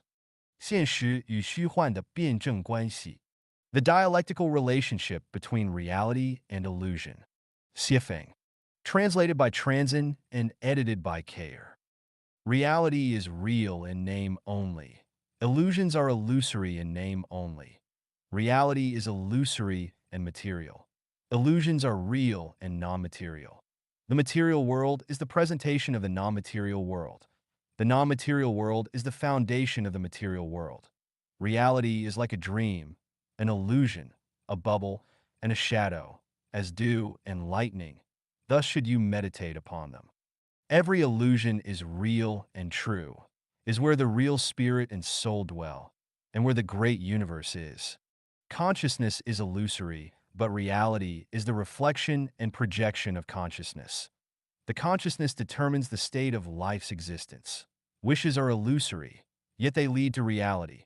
Ideals are illusory, yet they accomplish life's reality. Visualized prospects are illusory, but according to the principle of visualized thinking, it is they that determine the future. Love is illusory, but it can inject huge spirit and soul energy into people. Heaven is illusory, but we all want to go there. As long as we dream of heaven, we will be able to overcome the hardships of life's journeys and lead optimistic and positive lives. Dreams are illusory, but when we are in dream worlds, the illusions look very real, that we think of our day-to-day lives as being real because everything in them seems very real and true. But what is the difference between the truth of reality and the truth of dreams? One day, when we finally leave this real world and wake up in another illusory world, we will find out that life is only a dream, an illusion. What are illusions? What is reality? The bygone is like mist and smoke, like a dream or a fantasy. The future truth is illusory and looming. To walk slowly or quickly, there are many roads to take in life. To take with good means or bad. In the end, it is all empty. The wilderness where foxes sleep and hares walk was once a dance hall. The bleak and desolate field where flowers and grass grow was once a battlefield.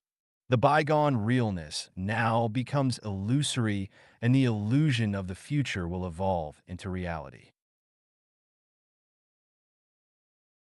Reality comes from illusions and will return to illusions. Illusions originate from truth and will become reality. Everything is but a game. Only the soul is true. Reality is a game. Those who obsess with reality and are trapped in it are confused. Those who take delight and fun in it are awakened. It makes no sense to try to hold on to the reality of a dream. The real life is to play the games. The contents of them are determined by illusory consciousnesses. Illusory consciousnesses are determined by souls. Souls are real, but nature is life and a characteristic of structure. Structure determines nature. Therefore, the non-material structure of life is ultimately, absolutely real. However, reality and illusion are dialectical. Real structures give rise to illusory consciousnesses. Illusory consciousnesses in turn produce real structures. Therefore, our top priority should be to concentrate our efforts on the illusory consciousness of life. The type of illusory consciousness decides the future reality of life. Illusions become realities, and realities become unreal. That if you have a beast's illusory consciousness, then you will eventually live in a beast's reality. If you have a celestial being's illusory consciousness, then you will eventually live in the celestial world. Once you understand the dialectical relationship between reality and illusions, you should not be lost in reality. Consume your time and energy on things there, cling to and worry about them, seize, possess, compete for, or persist after them. You should take reality as a stage in a game and play it to its fullest. As long as you get happiness, joy, freedom, and blessing, then your life is successful, wise, and full. To own nothing is to have everything. Not to act is to act. Hold fast to illusions, and you can have reality. Having reality is, after all, an illusion. Life is a journey. The more things that you possess in reality, the more misery you will have, and the more pathetic you will become, because your life will all be a tragedy. The more illusory things that you possess, the happier and more affluent you will be, because your life will ultimately become a comedy. 宇宙八大辩证法, the eight dialectics of the universe. Xiefeng. Translated by Transin and edited by Kayer. Taiji thinking teaches us that everything in the universe comes from the unity of opposites and the symmetry of yin and yang. Opposing sides exist in the same unity. One is the condition for the other and disappears when the other does.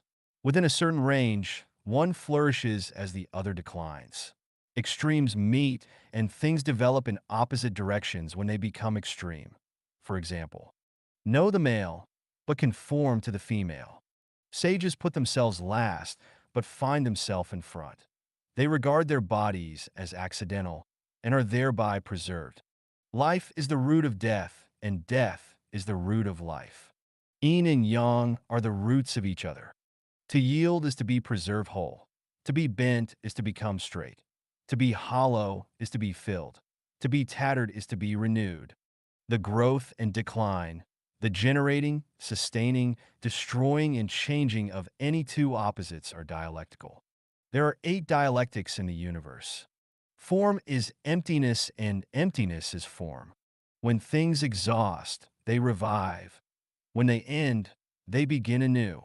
The small can grow big. Details matter. Life and death are the roots of each other. Yin flourishes when yang declines. To have nothing is to have everything. To have everything is to have nothing. Where the mind abides nowhere, nature prevails. Where the mind abides somewhere, nature recedes. Stillness and motion coexist. Light and dark are interdependent. Positive and negative are symmetrical, but proportion restrains. Form is emptiness, and emptiness is form. The 3 elements of the universe are consciousness, structure, and energy. They are all non-material. The existence of any single element is emptiness. See it, and you will not see its form. Hear it, and you will not hear its trace. Meet it, and you will not know its face. Follow it, and you will not find its back. Once the 3 join together, though, there is lustrous and dazzling form, changing countlessly and into a myriad of images. Therefore, form comes from emptiness, and emptiness is form. When emptiness comes, there is form, because form is emptiness. If a mind abides in form, it is in emptiness. If a mind abides in emptiness, it is in form. You pursue form, but form is never there. You pursue emptiness, and you get form. Pursuing form results in emptiness. Pursuing emptiness results in form. When things exhaust, they revive. When they end, they begin anew. Extremes meet. Things develop in opposite directions when they become extreme. When you reach your peak, you go downhill. Extreme happiness leads to sorrow, and extreme sorrow leads to happiness. Extreme yin is yang, and extreme yang is yin. The softest becomes the hardest, and the hardest becomes the softest.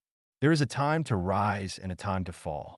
When a thing reaches its prime, it will be old and will revive. The end of the infinitely big is the infinitesimally small, and the end of infinitesimally small is the infinitely big. When something saturates, a qualitative change happens in it. Things change at critical points and new substances are produced. Extreme beauty leads to ugliness, and extreme ugliness leads to beauty. Extreme goodness forms evil, and extreme evil forms goodness. That is, great virtue is no virtue, and great benevolence is heartless. Haste makes waste. One who understands Tao appears dull of comprehension, and one who advances in Tao appears to slip backwards. To pursue happiness, you must avoid extremes. To revive, go for the extreme. The small can grow big. Details matter. Matter is composed of molecules composed of atoms. A tree with a full span's girth begins from a tiny sprout. A 9-storied terrace begins with a clod of earth. From small beginnings, one can see how things will develop and grow. Difficulties are overcome by easy things. Great things are accomplished by the details. Details matter. Deal with the big while it is yet small. Deal with the difficult while it is yet easy. Start from the beginning and start from the small, but do not lose track of the big picture. Molehills make mountains. Do not neglect small things, or you will never accomplish big things. A journey of 1,000 miles begins with the first step. Any future success depends on the present. Small details and tiny things lead to grand achievements. Life and death are the roots of each other. Yin flourishes when yang declines. Life is the root of death, and death is the root of life. No life, no death, no death, no life. Life and death alternate, and each follows the other. Yang flourishes when yin declines, and yin flourishes when yang declines. Every moment of every day has birth and death. One dies here, but is born there. Hard is born as soft dies. Good is born as evil dies. One departs from the mortal world and is born into the celestial world. A human heart dies, and the heart of a celestial being is born.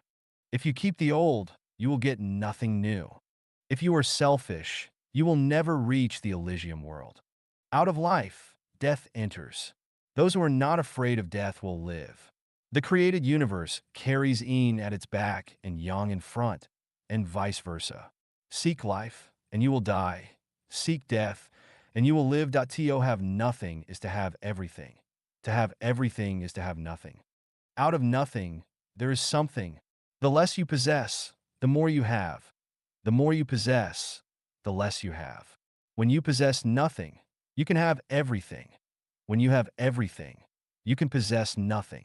The more you have, the more emptiness you feel, the more illusory it is, and the more real it is. Walk into the spiritual Pure Land, and you will see a wonderful world. Pursue wealth, power, and lust, and you will have endless troubles. Being and non-being interconnect in growth. If you want to have something in heaven, give it up in the mortal world. To have nothing is to have everything. By the existence of things, we profit, and by the non-existence of things, we are served. Work on non-existence for existence. Where the mind abides nowhere, nature prevails. Where the mind abides somewhere, nature recedes. Nature is the quality of origin, which is Buddha. The reason that people cannot attain Buddhahood is that their minds abide somewhere. If their minds abided nowhere, they would attain Buddhahood. When one's mind abides nowhere, nature shows. When their mind abides somewhere, nature recedes. This is dialectical. One advances as the other retreats. Different forms give birth to different souls. When minds abide somewhere, trouble comes. Therefore, if your mind abides somewhere, it will be in falsehood. It should not abide in form, sound, smell, taste, touch, or dharma. It should abide nowhere. When the mind abides nowhere, it can abide everywhere. And when the soul can transcend over all forms and show the nature, one can reach the Elysium world. He who focuses too much on the specific cannot see the general. A mind that abides somewhere cannot go to the Elysium world. One who acquire enlightenment can perceive nature. One who lack mind can show nature. Stillness and motion coexist. Light and dark are interdependent. Stillness is the source of motion. It cannot be dynamic if it is not static. Motion is the root of stillness. It cannot be static if it is not dynamic. Stillness and motion coexist and come from each other. Strong motion comes from great stillness. Great stillness comes from strong motion. All things derive from stillness, but are accomplished in motion. Without stillness, there is no motion. Without motion, there are no accomplishments. Light comes out of darkness, and darkness comes from light. Heaven and hell, one light and the other dark. Extreme darkness is light, and extreme light is darkness. Fortune and adversity go together. Out of waste grows grass. Bliss is unfelt until after it leaves. Good fortune lies within bad. Bad fortune lurks within good. Non-interference with natural rules and letting all things happen naturally. Those who act at the wrong times spoil things. One should never fear the dark. Out of extreme darkness comes light. Knowing the dialectic of the universe, one can enjoy the light cautiously, for from extreme light comes darkness. Positive and negative are symmetrical, but proportion restrains. Those who differ from the crowd will be slandered. An outstanding tree in the forest will be destroyed by wind. Those who enjoy great fame will be envied, but those who are most favored will be slandered. 36-dimensional space is arranged symmetrically. The forces of action and reaction are equal, but in opposition. All things reinforce and neutralize each other mutually. There is always one thing to overcome the other. There is heaven and there is hell. All things develop in proportion. Chaos and the early devastation were the results of imbalance. Boundless avarice leads to disaster. Conform to nature and give up inordinate ambitions. Understand that everything has two sides, and that perfection is unattainable. Rivers run into the sea, so you can never drink them all. Tao is the theory of yin and yang. Maintaining a balance between the two is rational. Knowing the dialectic principle is wise, and complying with the laws of nature can be regarded as virtue. 如何解脱生死? How to liberate yourself from life and death. Xiefeng. Translated by Transin and edited by Kayer. The subtlety of liberating oneself from life and death in the treasury of the true Dharma Eye is that Buddha Sakyamuni had held a flower in his hand as he smiled in the Lingshan Mountain Assembly. Only his first disciple, Mahakassapa, understood why and gave a faint smile. Buddha said, I possess the true Dharma Eye, the marvelous mind of nirvana, the true form of the formless, and the subtle Dharma gate that does not rest on words or letters, but is a special understanding outside of the scriptures. Mahakassapa later explained his understanding directly to Ananda, who gave it to Shanavasa, and all the way to Bodhidharma, the 28th patriarch of Buddhism. When the 27th patriarch, Prajnatara, gave it along with a robe and begging bowl to Bodhidharma, he said, 60 years after I attain nirvana, I want you to take these three things from India to China and carry Buddhism forward to benefit all living people. Bodhidharma took Zen Buddhism to China and was regarded as the first Chinese Zen Buddhist patriarch. He eventually passed them to Haik, the second patriarch, who passed them to Sinkan, the third patriarch, then to Daoxin, the fourth patriarch, and to Hongren, the fifth patriarch. When Master Hongren told about them, he was met with some trouble because he found that the real successor should be the unknown handyman Huaining in the monastery instead of the highly reputed and admirable Professor Master Shinshio. It would be very unconvincing to all if everything passed directly to Huaining. In a desperate way, he said, the lives and deaths of mortals are matters of huge importance, but you only pursue the land of promise without seeking to be away from the bitter sea of life and death. If you lose your nature, then how can blessings bring you salvation? Both of you, write me a stanza. He who understands what the essence of mind is will be given the robe, the insignia of the patriarchate, and the Dharma, the ultimate teaching of the Zen school, and I shall make him the sixth patriarch. With a small trick, he finally gave his treasures to Master Huaining. Master Huaining was the sixth and final patriarch of Zen. The treasury of the true Dharma Eye and the robe and begging bowl were lost after him. I used to joke that I am the seventh patriarch of Zen, and that I have written on Zen by the seventh patriarch of Zen 1, 2, 3, 4, and 5, which are the most heavily weighted 5 articles of all my writings. Now the question, as instructed in Buddha's treasury of the true Dharma Eye, this subtle Dharma gate does not rest on words or letters, but is a special message outside of the scriptures, becomes how to transfer from mind to mind. If I were to tell it with words, then I would be rebelling against the teachings of Buddha. So, if not expressing with words, how can we know how to liberate ourselves from the samsara of life and death? To make the best of both worlds, I can only slide over the water. Whether you can be liberated from life and death all depends on your level of practicing Tao, your destiny, and your root of wisdom. There is no life or death in life. The life and death seen by the world is an illusion. It is the evolved deduction of the carrier of life. Life has nothing to do with time, so life has no limitations of time and is beyond all ages. The nature of life is non-material structure. The form rendered by life is decided by its non-material structure. Its non-material structure decides the form rendered by it. Consciousness originates from structure and in turn controls structure. Human consciousnesses make people, animal consciousnesses make animals. And if you develop your consciousness to that of a celestial beings or a Buddha, then you will become a celestial being or a Buddha. Life is a cycle of reincarnations. The death we commonly see is not the death of life itself, but the phenomenon of life transformation. Life travels from one dimension into another, from one world into another, through the gate of life and death. When a life crosses that gate, from this field, we see it as death, but from the other field, it is life. All dharmas are marked with emptiness. They neither begin nor end, are neither immaculate nor defiled, and neither complete nor deficient.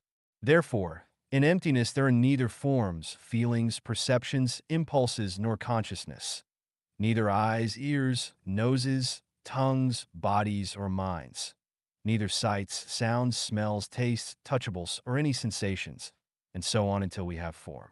There are no mind consciousness elements, no ignorance, no extinction of ignorance, and so on until we have form. There is no decay and death, no extinction of decay and death, no suffering, no origination, no stopping, no path, no cognition, no attainment, and no non-attainment. Therefore, it is because of their non-attainmentness that bodhisattvas, through having relied on the perfection of wisdom, dwell without thought coverings. In the absence of thought coverings, they have not been made to tremble, have overcome what can upset, and in the end have attained nirvana, to be free from life and death. When you are liberated from life and death, you can attain nirvana. If you understand the truth above, then you can be liberated from the samsara of life and death.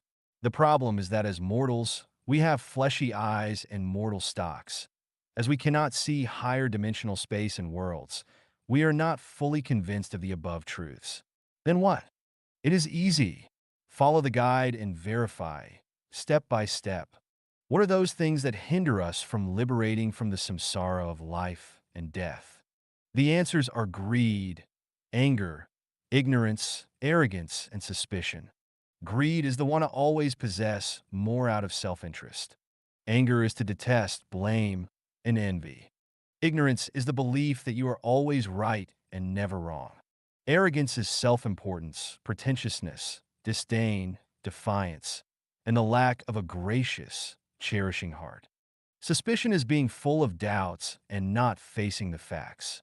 It is hypocritical, false, and self-deceiving. Overcoming greed, anger, ignorance, arrogance, and suspicion will enable you to understand this truth and will liberate you from the samsara of life and death. The reason is very simple and easy to do, but putting it into real practice is difficult. After being liberated from life and death, one also needs to understand where to go after death. If you are heading to the lower world, then you will be miserable. 宇宙全息一 Cosmic Holography I Xiefeng. Translated by Transin and edited by Kayer. The universe runs in holographic order and consists of the distributed psychic energy of the greatest creator, Tao, just as we humans are composed of the flesh and spirit of the same. From the infinitely cosmic to the infinitesimally tiny, each are closely related and connected together. I am in you, and you are in me. On the macro scale, energy fills the space and time of the entire universe, while Tao controls the operation, development, and changes of all things and within it. Therefore, it is an organic whole, and the seemingly unconnected multiple celestial bodies, phenomena, and people are its constituent parts, its cells, so the universe is holographic. On the micro scale, atoms, molecules, and people are consortiums of structure and energy, which have mutual interaction with everything else, and together belong to the unity of Tao and energy. So the universe is holographic. I'll try to pierce your toe with a needle. You will feel muscles tightening throughout your body, and your brain will jump with an immediate emergency response. If a lover or your parents are next to you, they will also react promptly. Why? Because you are holographic. L. Turn your computer on and access the web. Global data will stream onto your screen as you search. Why? Because the internet is holographic. L. Arthritis sufferers can sense rain while the weather is still dry, and many animals can detect seismic disturbances before the earth shakes. Why? Because the earth is holographic. L. The waning and waxing of the moon raises and lowers the tides, and sunspots directly affect climatic changes and the rhythms of life on the earth. Why? Because the solar system is holographic. Cosmic holography also means that the whole contains all of its parts and all of its parts contain the whole. Our bodies are constituted of 130 trillion cells, and each of them contain all the information of the human body. That is, when they all assemble together, they constitute a complete human individual. Each cell is just an insignificant component, but when we divide them individually, each one can form a human body.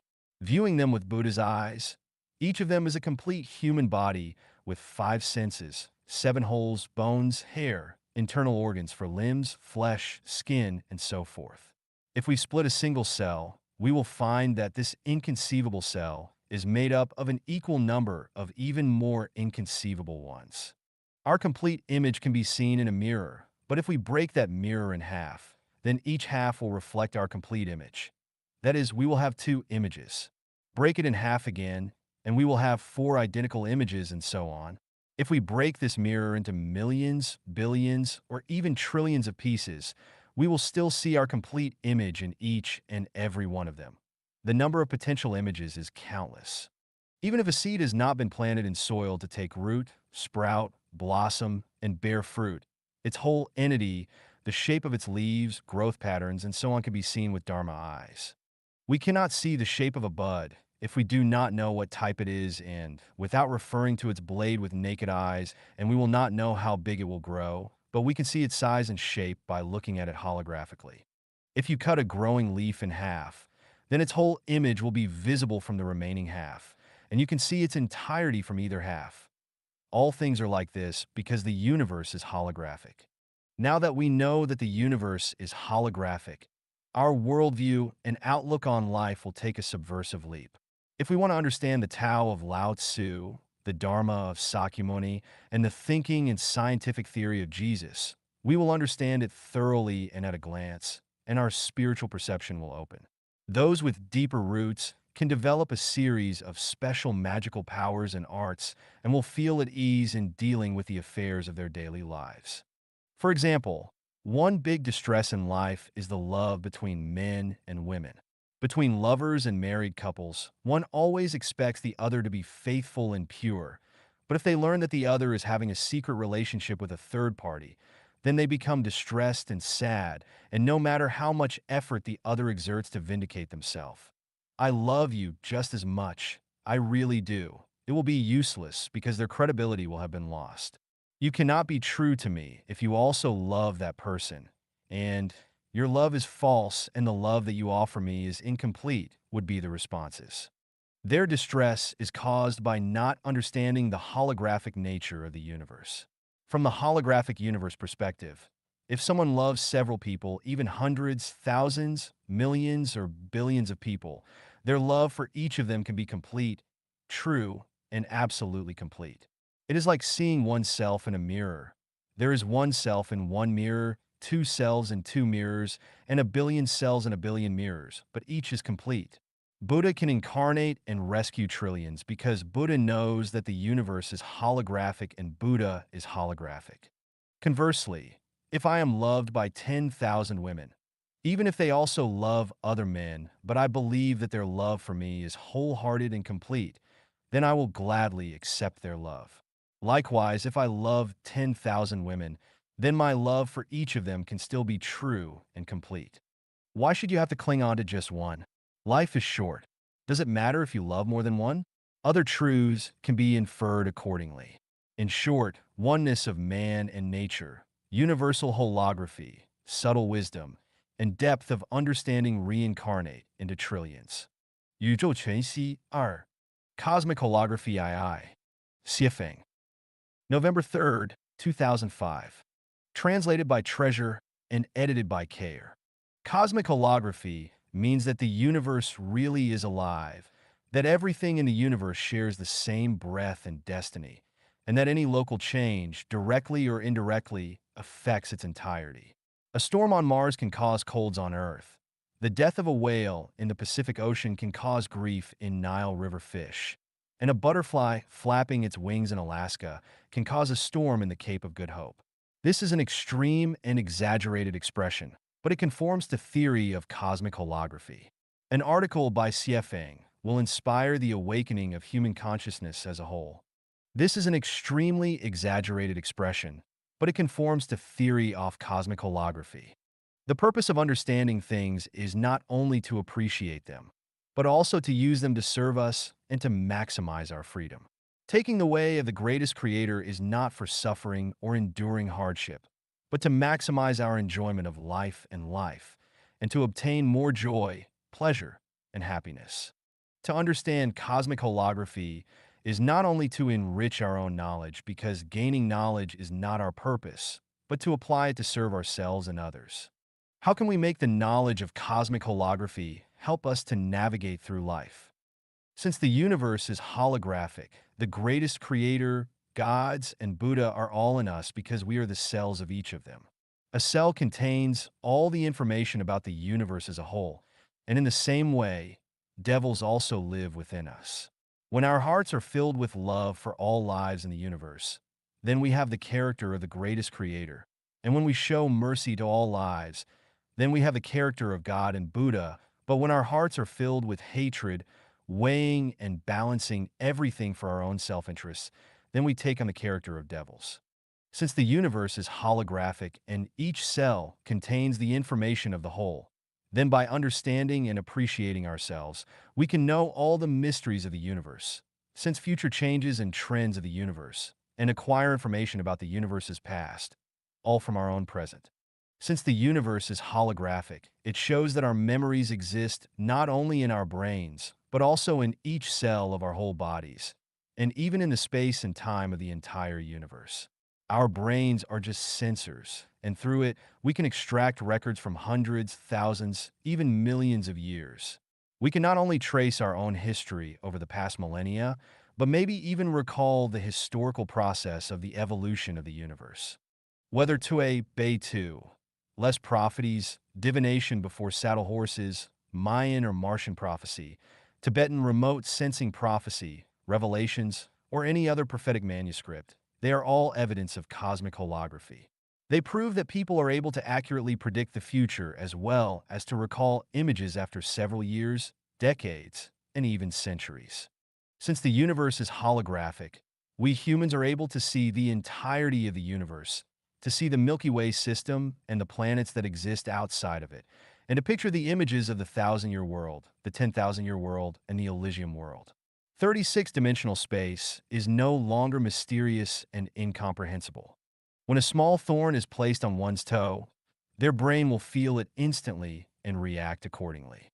Similarly, everyone's words and deeds are sensed instantly by the greatest creator and also reacted to immediately, which means that you reap what you sow, good will be rewarded with good, and evil will be punished with evil. And that causation is the iron law of the universe. So we can believe firmly that we will receive the proper return for our self-refinery and self-cultivation. The dream world is the symbol of holography, which proves that we live in other spaces at the same time and that we are just a fragment of the holography of this moment. Based on how we feel and express ourselves in reality, we can know where our other self or selves live. If one has Buddha nature, then their negative self is in the Elysium world. If one is cultivating themselves to become a celestial being, then their negative self is in the Celestial Islands continent or the 10,000-year world. If one yearns for a free, joyous, and blessed life without family relationships, then their negative self is in the 1,000-year world. If one has deep love for the human world, then their negative self is elsewhere within the mortal world. If one enjoys fighting, striving, robbing, and seizing, or the law of jungles, then their negative self is in the animal world. If one enjoys dark and selfish activities, then their negative self is in hell. In a brief history of time, The great scientist Stephen Hawking realized that there is an anti-universe with anti-humans, and quantum mechanics vaguely detects antiparticles. For particles and antiparticles, however far apart they are, they seem to connect, and they can respond to each other and interact instantly. Therefore, we can infer that every Chanyuan celestial's negative ego or anti-ego is in heaven. What we need to do now is improve our consciousness, bring it into closer alignment with heaven, and return to our home. That is to say, to leave our mortal consciousness and let our subconsciousness return to its source. Since the universe is holographic, we are not afraid of death. As long as consciousness exists, we can incarnate trillions of times and project ourselves into boundless worlds. I am the universe is me, so we can attain Buddhahood. With regard to this cosmic holography theory, I put forward the above 8 aspects as a starting point. I cast a brick to attract jade. However, we can draw 80 or even 800 more examples. From a sample, you may judge the whole, make efforts to draw an analogy based on a theory, let the fire of inspiration twinkle everywhere and always, and grasp the secrets of life as early as possible. For years upon years, after days and nights with sunrises and sunsets, people have been living so back and forth. Is this the time to change to a new lifestyle? If not, there will be no end to our troubles and suffering. 时间的秘密, The Secret of Time, Xiefeng, January 5th, 2006. Translated by Transin and edited by Kayer. Eternity is long, very long. It runs endlessly. Beginning, developing, changing, and concluding is ornamented by the waves of time. The universe flies in eons. Life twists and turns in years. Love and hate rise and fall in summer and winter. Feelings of gratitude and resentment emerge and disappear in spring and autumn. Time, mysterious time, the wonderful experience of bringing forth the new from the old, drowning the vicissitudes of transitional times, transforming hope into despair, and turning solids into gas and smoke. Life rises and falls in time. It goes up and down in time. Time, what exactly is time? It is the recorder of material cycles. It begins with the creation of matter and ends with its demise. It has these 8 characteristics. Time is non-material. It is untraceable, formless, stateless, shapeless, heartless, senseless, invisible, untouchable, and can neither be heard nor caught. Time is positive and negative. Future time is positive. Past time is negative. Time is particular and universal. Its particularity applies to the specific. Its universality applies to the general. Time is variable. It progresses unevenly. It changes as physical movement changes and disappears as physical movement disappears. Time exists throughout all physical space. It is as big as the universe and as small as particles. Where there is matter, there is time. Time is vertical and horizontal. It manifests itself vertically as the past, present, and future, and horizontally as momentary and eternal.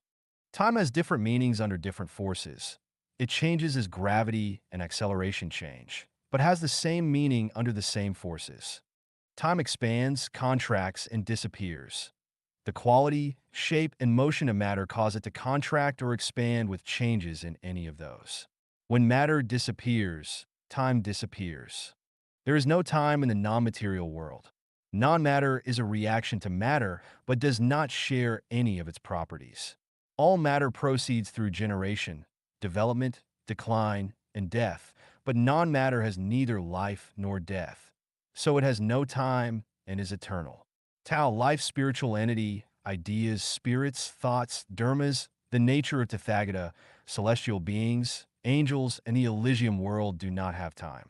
Therefore, the non-material world is eternal. Since the motion of matter is absolute, we perceive that all things run in time.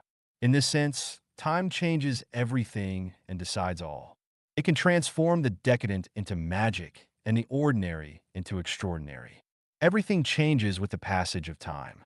Along the eternal river of time, all matter is transitional, illusory, and valueless. Time's control must end in order for one to achieve an eternal existence. As humans, it is to fish for the moon and water or to plow the air for our bodies to break away from our shackles. So the human body must follow its nature. To leave time, we must work on our spiritual entities. Life is short, and the spiritual entity of life has many different directions in which to spread. Perfect spiritual entities go to heaven, and defective ones go to hell. If we can perfect our spiritual entities within our limited lifetimes, then we can transcend time. In addition to transcending time, we must also work on our non-matter by revering and taking the way of the greatest creator.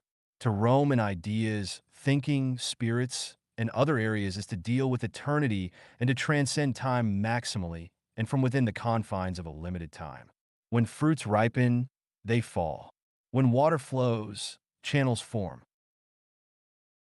Once we make this breakthrough, we can enter horizontal space and time and immediately feel fresh and enchanted. Please refer to Time and Space of the Universe for further study. 横向时间, Horizontal Time, Tao 1, May 24th, 2006. One of the 8 characteristics of time is its verticality and horizontality. The past, present, and future reflect the verticality of time.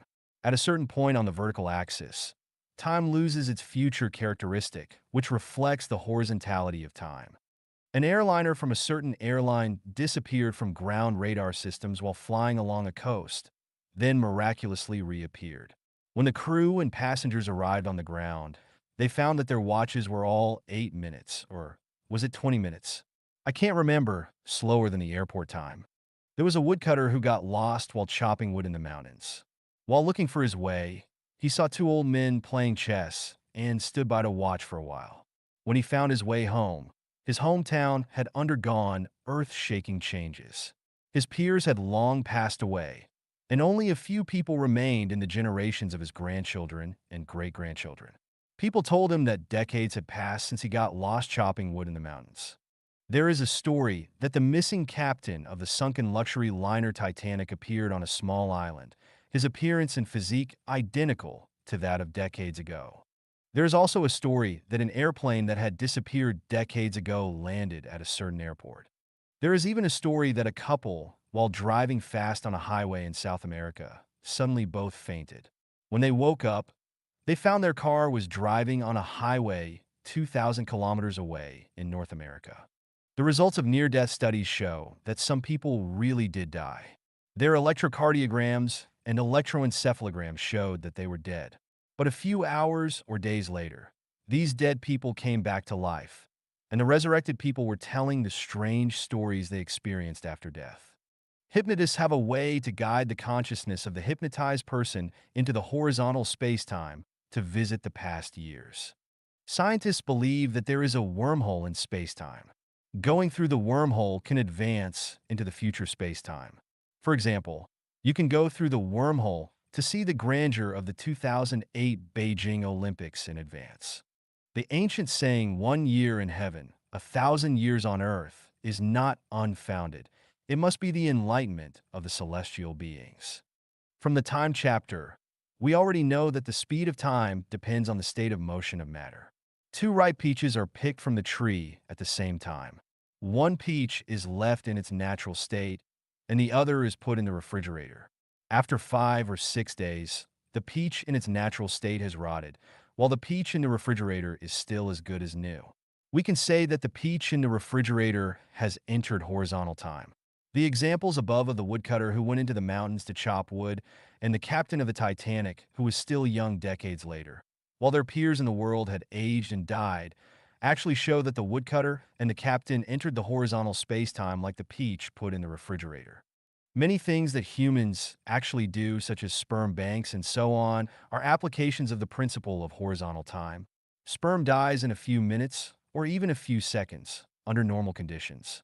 But once scientists bring it into horizontal space-time in an instant, it can survive for a long time and always maintain its vitality. Horizontal space-time is not a cold world. It is a different space-time system from the one we are in now. As long as we enter horizontal time at a certain point in time, we enter an eternal state. But after entering horizontal space-time, we can live vigorously. We can sing and dance. We can talk about love. We can grow old. But once we return to the world from horizontal space-time, we are still at the point when we first entered horizontal space-time. Our appearance and physical abilities are still the same as they were in the past. Scientists, based on the theory of quantum mechanics, believe that parallel worlds exist, and not just one or two parallel worlds. In fact, the so-called parallel world is the domain of horizontal spacetime. I don't need to give you a detailed introduction to this. As long as you look at the 36-dimensional spaces, you will understand. Now I am going to tell you a little secret about how to enter horizontal time in order to bring practical benefits to you. Nothing is impossible, only unthinkable. How to enter horizontal time. To get the whole body into horizontal time requires opportunity. If the opportunity is not there, it is impossible to enter, and there is no use in being anxious. Now I am giving you a method that can enter horizontal space-time at any time. That is, the method of consciousness entry. Please don't underestimate the method of consciousness entry. People are consciousness. Consciousness is people. Without consciousness, people are not called people. They're called dead things, at least they are walking corpses. Once consciousness enters, it is actually you who enters. How to enter horizontal space-time.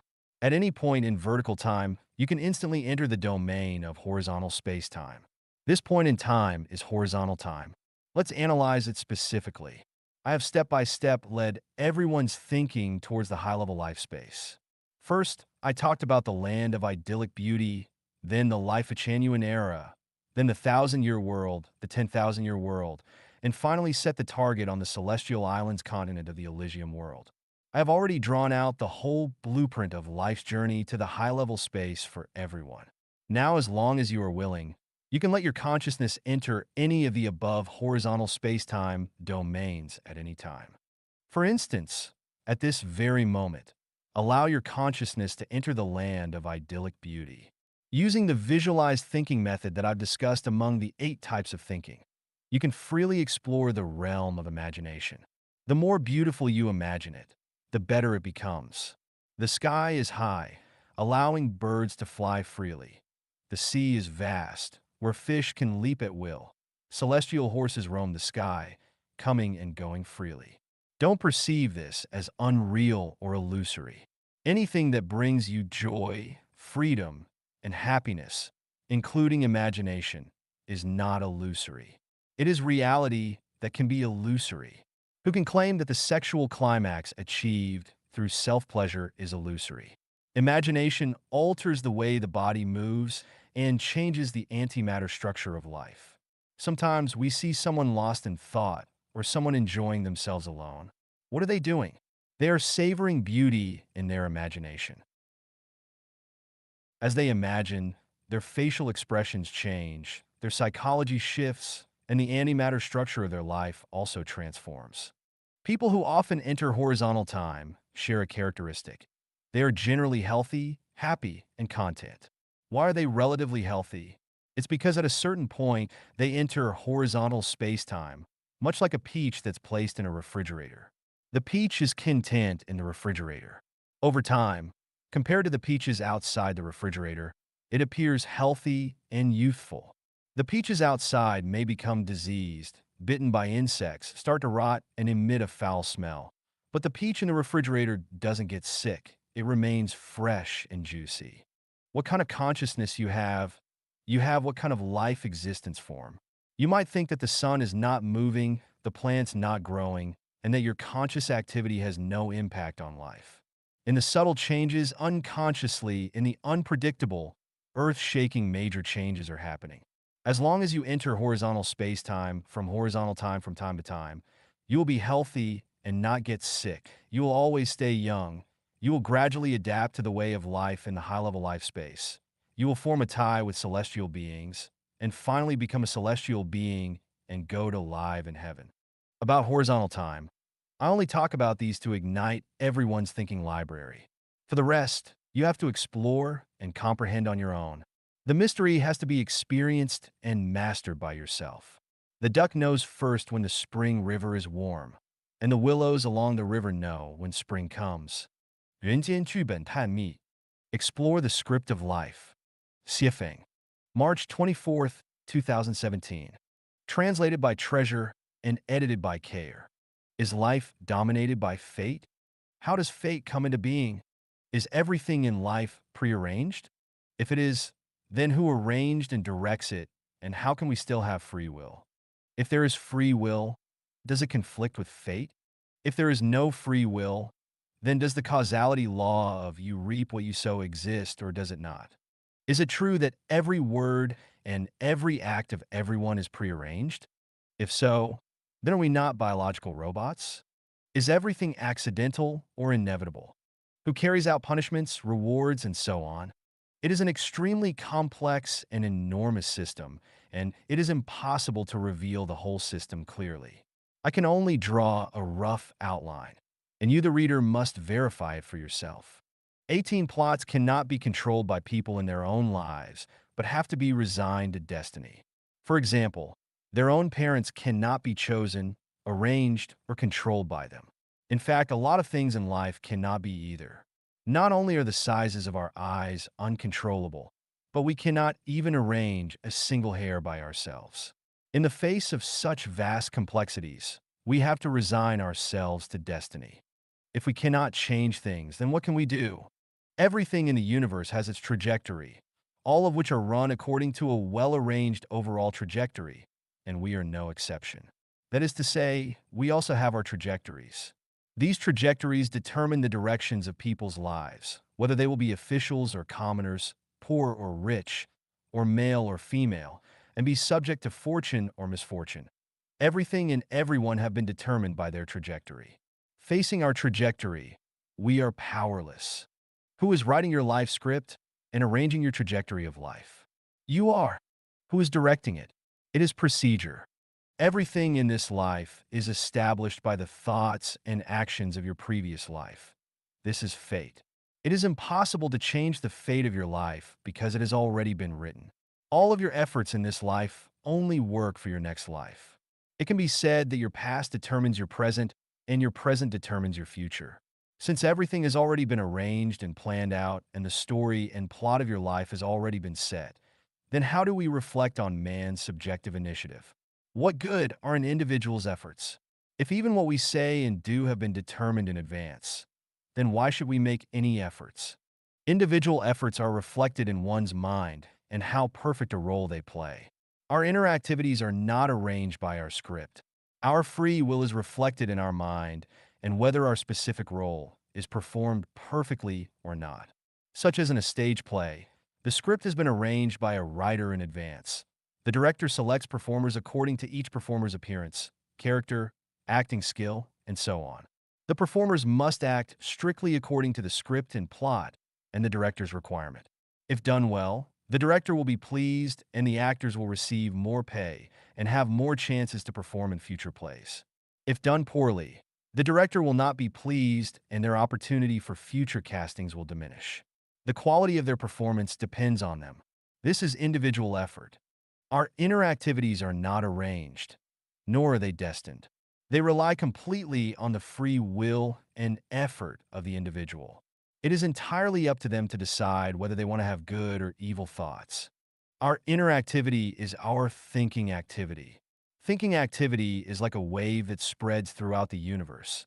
That is, when the mind moves, its inner activity expands out to the universe and tells the universe what it is doing, and very loudly. Regarding this, we are unable to view or receive it, but gods know it. In other words, everyone's inner activities can be learned instantly by the universe and recorded in the procedure of Tao. The procedure of Tao automatically arranges the future fate and trajectory of everyone's life based on their inner activities. Karma, karma, karma. Then who rewards and punishes and who executes the mechanisms of rewarding and punishing. Rewarding and punishing are determined by the procedure of Tao, but it is only the judge. The executor is neither the procedure of Tao nor the judge, but a factor of the boundless universe, a god or man, a dog, an ant, a storm, or an event. It is like a judge who sentences someone to death, but never executes anyone personally. That is always left for a series of other people. The script of this life has been set long ago, but the script of the next life is always changing. People's thoughts and actions in this life identify their future life trajectories. If someone is destined to leave for the Celestial Islands continent, but becomes seized by evil and does not play their current role well, then their trajectory of life to the Celestial Islands continent will change. Their revised trajectory may devolve toward the 10,000-year world, the 1,000-year world, back to the mortal world, or even to the animal world, or to hell depending on the severity of what they do. As Life a Chanyuan's guide, I sigh with deep emotion during my directing the scripts of Chanyuan Celestials. For instance, I plan to have a certain individual eat a fairy peach which had been determined by her trajectory of life. However, she failed to play her role as a Chanyuan Celestial well in her course. I asked her to clean a toilet, but she failed to clean it thoroughly, so I knew that she was still unable to eat the fairy peach, but only wild peaches. In this way, both her fate and her trajectory of life were changed. It is a strict law that absolutely beautiful things can only be enjoyed by absolutely beautiful lives. If we do not reach an absolutely beautiful state, then absolutely beautiful results will never appear. When we enjoy absolutely beautiful things, but our personal quality declines, then those absolutely beautiful things automatically disappear. This is not only the law and the script plot, but also the ever-changing living script. Past scripts are dead, future ones are alive, and living ones are always changing according to everyone's inner activities and how well or poorly they perform. The impartiality of Tao is reflected in Tao gives to every life according to its desires. If you desire blessings in this life, Tao will bestow them upon you, but fewer will remain for your next life. If you want to become a wolf, it will make you one in your next script. If you want to become a celestial being, it will make you one. Tao will surely satisfy you and help you to achieve your goal, whatever you want to be, but it must be understood that the fulfillment of Tao is not executed immediately. It is arranged in the script, it takes a process, and it takes time. You cannot expect an airplane to come the moment you ask for it. You need to be patient. It is crucial to remember that as your plane is coming, your needs cannot change. Once there is a change, Tao has to follow your needs. If you want coffee, but then decide that you would prefer tea, Tao will immediately prepare tea for you. If the tea has not yet arrived and you decide that you would prefer Coca-Cola, Tao will prepare Coca-Cola for you right away. When you change again, Tao will change again. In short, it will always satisfy you. Now, here is a core consideration. If you want a luxury car worth $1 million, Tao will check your bank account, your merits and virtues.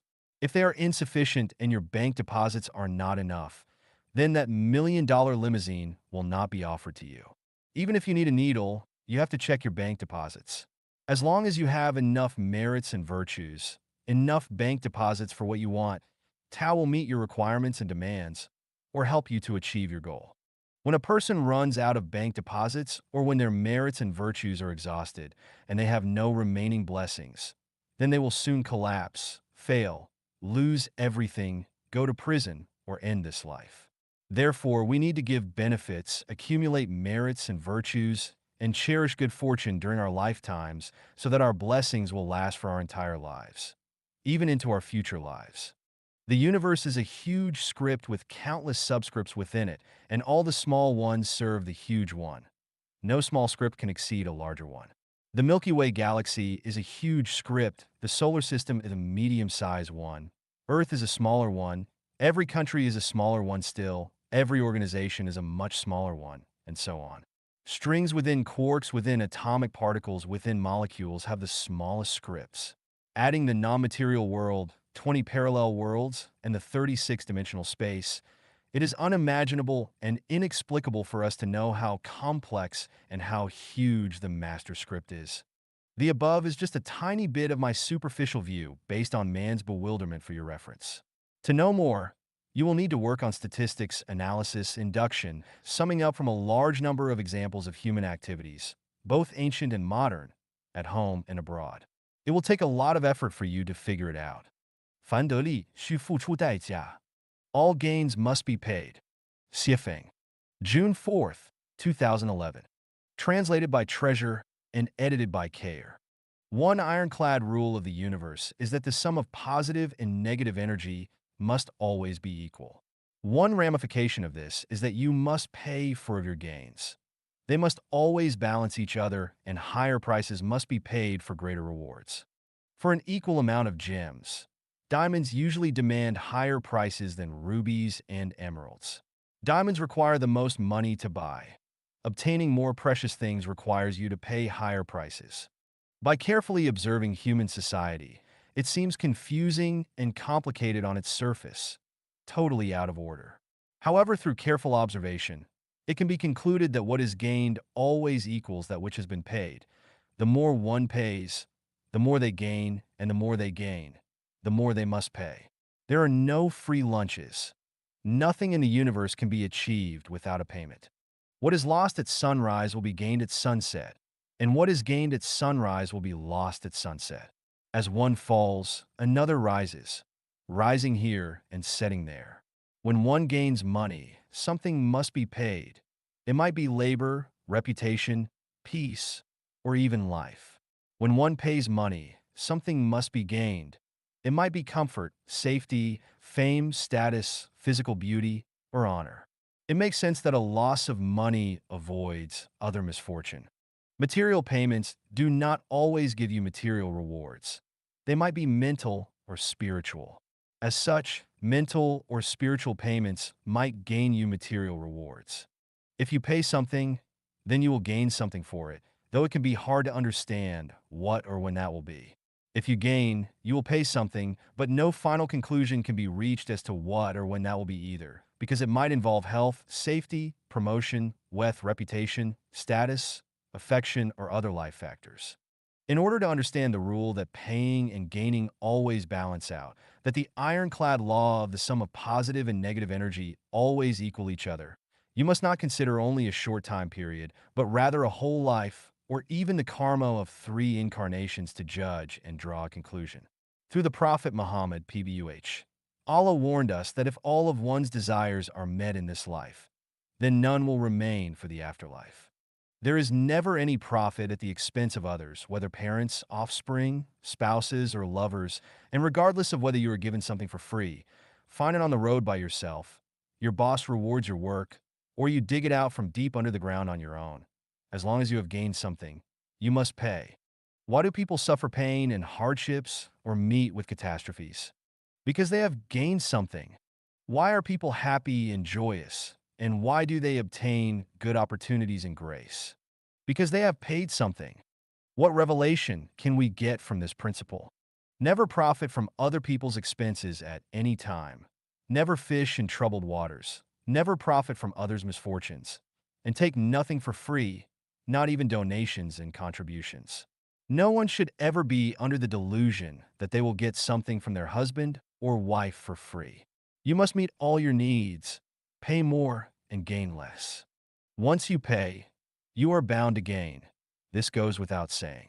Whenever you gain something, always remember that a loss is inevitable. You can escape it in the short run, but not forever. You might escape a blow in the mortal world, but you cannot escape punishment from Tao in heaven. To reap more valuable rewards, a higher price must be sown. To reach the kingdom of heaven, you must dedicate everything, your entire body and soul. As the guide of human life and life, I state these words here. You can inspect, test, and verify them, but time and results will tell whether or not they are correct. 人间八道, 8 Ways Through the Mortal World. Xiefeng. June 21st, 2010. Translated by Treasure and edited by Care. Our universe consists of 20 parallel worlds within 36-dimensional space. Among these 20, our mortal world is designated as the XY world and manifests itself as 3-dimensional space. The 20 parallel worlds all have symmetry, as does all of 36-dimensional space. From the perspective of reincarnation and the evolution of life, there are high-level spaces such as the 1,000-year world, the 10,000-year world, and the Elysium world, and low-level space such as the inflamed layer, the frozen layer, and the netherworld. The mortal world is the midpoint at which they cross. It is a transfer station for the evolution and reincarnation of life between the higher level spaces and the lower level ones. This means that lives from low-level spaces advancing to high-level ones, and those from high-level spaces falling to low-level ones must pass through this mortal world as a transfer station. The mortal world is a traffic hub just like the Zhengzhou railway station in China, where crowds come and go, back and forth, hustling and bustling each and every day, determinately and actively.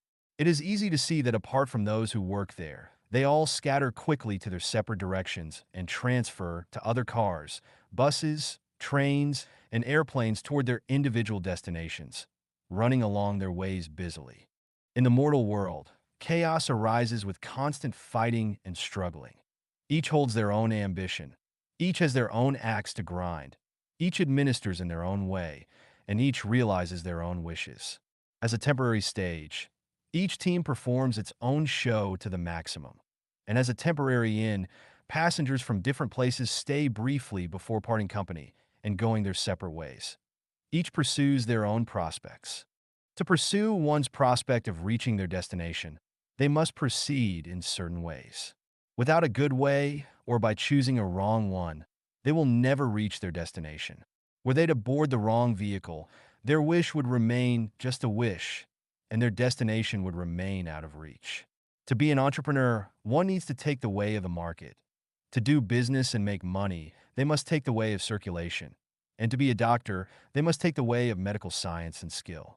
Airplanes must taxi down runways. Ships have to float on waterways. Trains should run on railway tracks, and cars need to remain on roads and streets. From the perspective of the evolution and reincarnation of life, humans in the mortal world must take one of the following 8 ways and pass on to its associated destination. The way of the greatest creator. One models themselves after nature with holographic order thinking, open-heartedness, flexibility, and tact. They will rise to the celestial islands continent. The way of gods. One worships gods quite distinct from each other, bellicose and domineering. They will advance to Azura heaven. The way of Buddha. One pursues non-form and refines their concept of no abode for the mind and returns to the nature of Tathagata. They will ascend to the Elysium world. The way of celestial beings. One takes skepticism, non-dogma, and freedom as their first priorities and cultivates magical powers as their core. They will climb to the celestial beings world. The way of humans. One pursues fame and material wealth, attaches great importance to family love and emotions, and remains fond of organization and power. They will return to the mortal world to continue their samsara and return as another human. The way of animals. One takes food, clothing, shelter, transportation, growing up, aging, health, and avoiding death as their first priorities of life, with the acquisition of money as their core value. They will descend to the animal world. The way of ghosts. One neither abides by rules nor laws, but conjures, lurks, and sneaks around like a ghost, speaks one way, but thinks and acts another, and is fond of hiding and good at lying. They will drop into the hell world. The way of Satan. One is fond of dwelling upon spirits and deities, fortunes and disasters, being ambitious and arrogant, blasphemes the greatest creator, and insults the gods. In order to achieve their goals, they plunge lives into abysses of misery and destroy nature by hook or by crook. They will fall into the inflamed layer or the frozen layer. Like Atrax, birds of a feather flock together. The way that one takes depends upon their kind of consciousness and their life structure. Divine punishments are slow but sure, is also the arrangement and program of Tao. All have their duties and accountabilities, which make each and every one of them vivid and exciting. Whether they know it or not, each person takes their way. Most are led along ignorantly and uncaringly, but a small number choose theirs clearly and plainly. You, who have read this article, should consider using it as a reference. If you discard what I wrote as groundless nonsense, then simply throw it away. You can even scold and criticize me. But if you feel that it has merit, then consider it as having value because you could benefit from it. Possess nothing, yet have everything. Xiefeng. Translated by Transin and edited by Kayer. Possess nothing, yet have everything. This is not a paradox, but a great secret with which to go toward a better life space.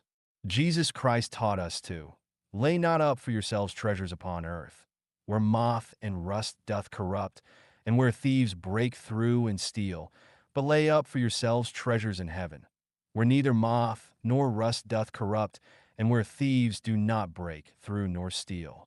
It is only by owning nothing on earth that you can enter the realm of the greatest creator. Shakyamuni Buddha taught us to develop a pure and clean mind which does not abide in anything, neither in form, sound, smell, taste, touch, nor dharma. We should have no notion of ego, personality, a being with a life, dharma, or non-dharma. Everything with form is unreal. All phenomena are dreams, illusions. In other words, owning nothing is the way to enter the Elysium world. The immortal Lao Tzu taught us to take no action, regard one's body as accidental, do not contend, value the world as itself. It gives them birth but does not own them, acts, helps, but does not appropriate them. He who acts spoils, he who grasps, lets slip, accomplish but lay claim to no credit. All this is to say that we must not take credit for our positive actions. To put all this into one sentence, all the teachings of gods, Buddha, and immortal are to try to own nothing. Stupid? No. The teachings of gods, Buddha, and immortal are the Tao of life, the Tao of light, and the Tao for us to gain everything. How can possessing nothing lead to having everything? The Prophet Muhammad PBUH taught us, to any that desires the tilth of hereafter, we give increase in his tilth. And to any that desires the tilth of this life, we grant somewhat thereof, but he has no share or lot in the hereafter. The prophet's prediction was right. You have already had your share, and you will not have any share or lot in the hereafter. So just give, and you will have more later. The less you possess now, the more you will have later. We have learned from the Taiji thinking that the sum of positive and negative energy is always zero. If you gain in some ways, you will lose in others. This is to maintain the law that positive and negative energy are always in balance. The more blessings you enjoy in this world, the fewer your blessings will be in the afterlife. So, if you want to enjoy a better afterlife, you will need to give more and possess less in this life. Follow the teachings of Buddha. Do more formless almsgiving, because doing so will get you enormous and incredible blessings. We see people with lots of possessions, which is mainly because they have gained a lot merits in their previous lives. Many others are poor, mainly because they have done little or garnered few merits in their previous lives. Some people were born with silver spoons, yet many work hard all their lives, but can barely support their families. Evidently, if you want to get blessings in your afterlife, you should earn more merits in this life. If you want to be a celestial being in heaven in your afterlife, you need to possess as little as possible in this life. How can you possess nothing, yet have everything? Firstly, think about this. Whatever we try to possess in this world will come to naught in the end. If we make efforts to possess, we are really running after illusions and bubbles. The more you possess, the more distress, troubles, crises, and disasters you will have. You will never rest peacefully. You will feel unsettled. You will literally rack your brain to keep your possessions. You will lie, contend, hurt others, hurt nature, and will cause others to envy, hate, covet, and rob. Your life quality will get farther and farther away from heaven and nearer to the animal world and hell. The more you possess, the farther away from heaven you will be. If you want to possess everything, you will eventually have nothing. Let us look at the birds flying and perching in the forest. What do they possess? They possess nothing, but they have the sunlight, forests, meadows, streams, bugs, and branches to perch upon. They lack nothing. The Gospel of Matthew reads, "Consider the lilies of the field, how they grow. They toil not, neither do they spin." Jesus had nothing in his life, but now he has everything. Buddha had nothing after the Enlightenment, but now he has the Elysium world. The celestial beings in the 1,000-year world and the 10,000-year world possess nothing, but they lack of nothing. The super celestial beings in the celestial islands continent possess nothing, but they have everything they could ever want. As long as people in the mortal world give more, but possess nothing, they will be short of nothing. Why do people have so much anxiety and worries? And why do they compete and contend all day long? Because they want to possess. As we travel, we see that many attractions have been possessed by people. We need to buy tickets, or we will be kept out of the show. The landscape of the earth and the sun and rain are the gifts of nature for all mankind. But now they are possessed by a small group of people, and everyone else must bear their exploitation and blackmail. I built this road and planted this tree. If you want to pass by, then pay my toll and buy the privilege. How can anyone not worry and suffer anxiety in this gangster-ridden world? Water is a gift of nature bestowed to all life. But if we want to use water, we must pay for it. We are told that water needs to be purified and that costs money. But we should ask who polluted the water. The people who polluted the water should be responsible for its purification. Why should others bear the cost of purifying it? We are told that the water was in rivers and lakes, but now it comes directly to our sinks in our homes, and that costs money. Yes, bringing water from rivers and lakes for our convenience does indeed cost, but that cost should be resolved by voluntary labor under government organization, and the materials should be provided by the production plant.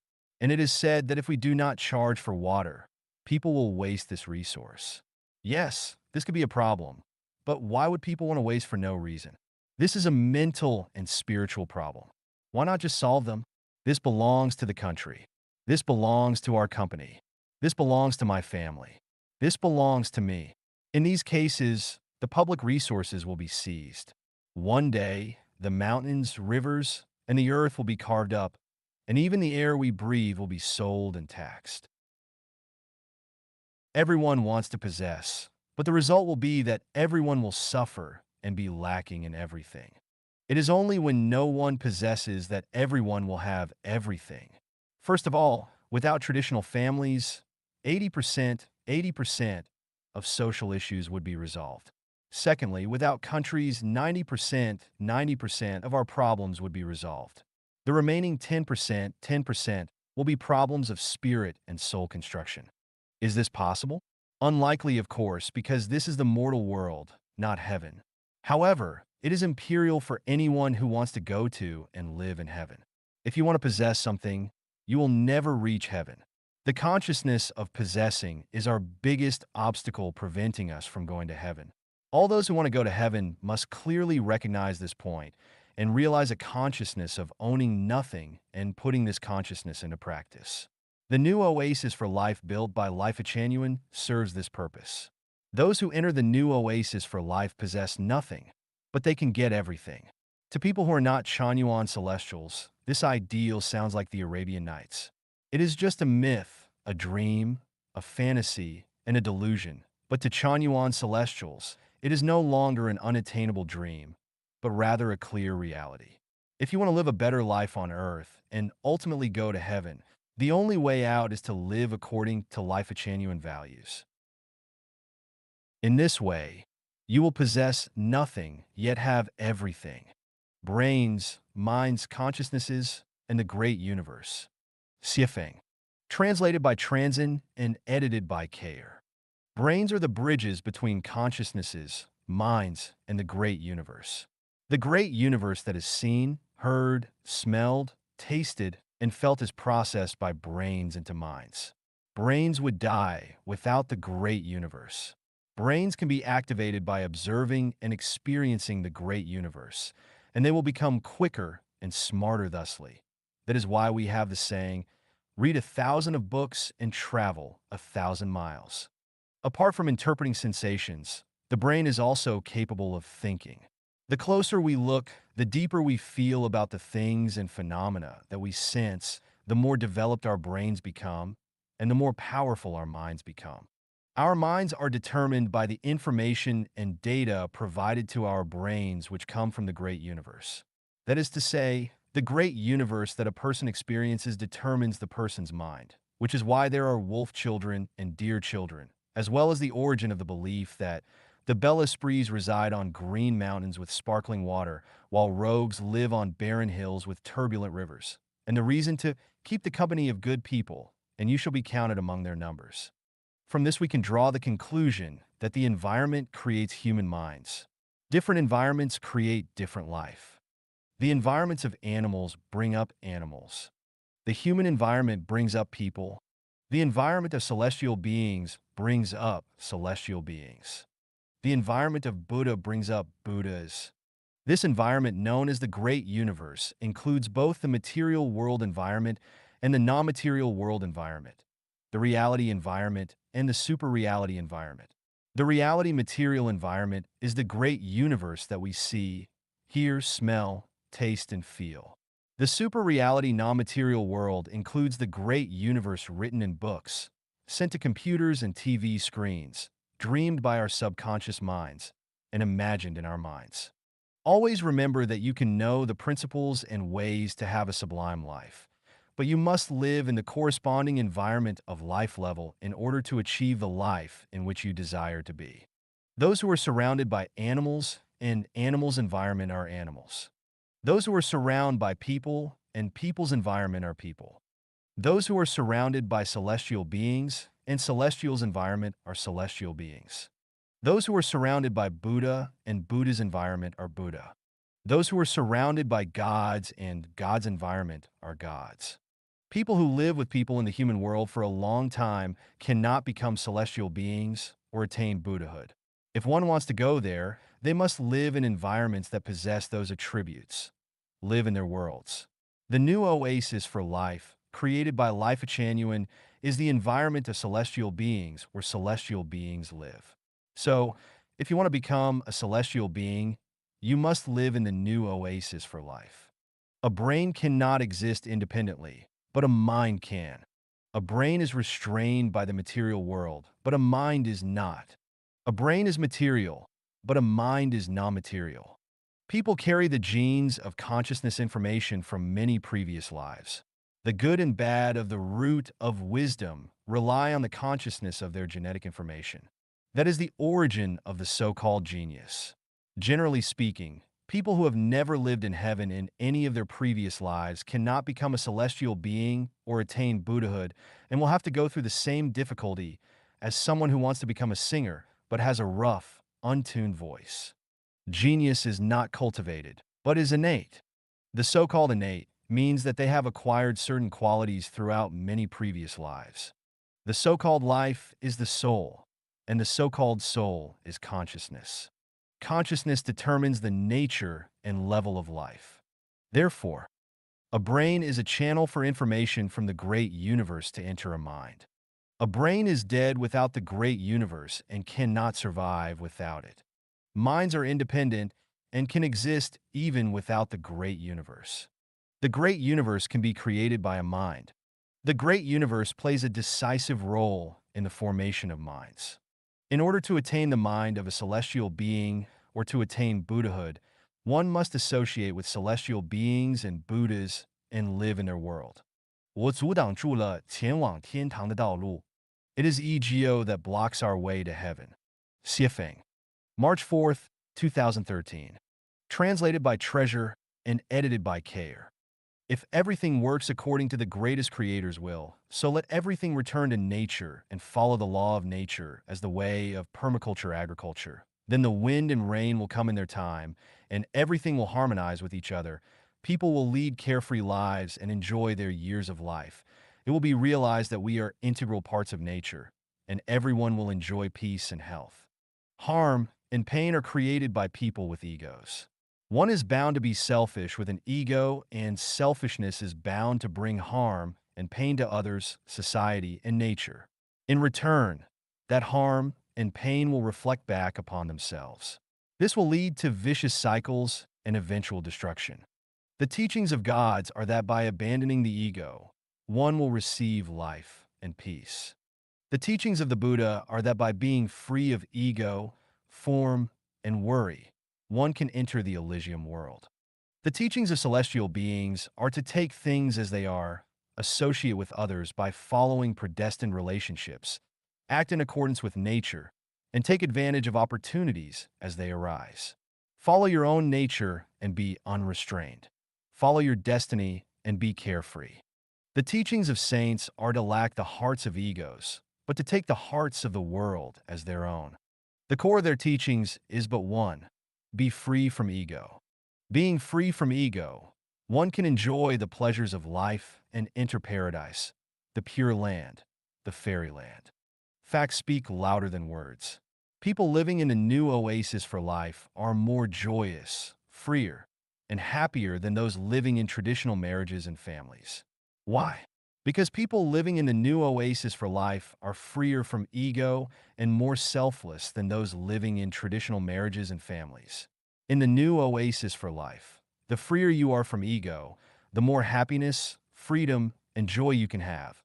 The more that you serve your ego, the less happy, free, and joyous you will be.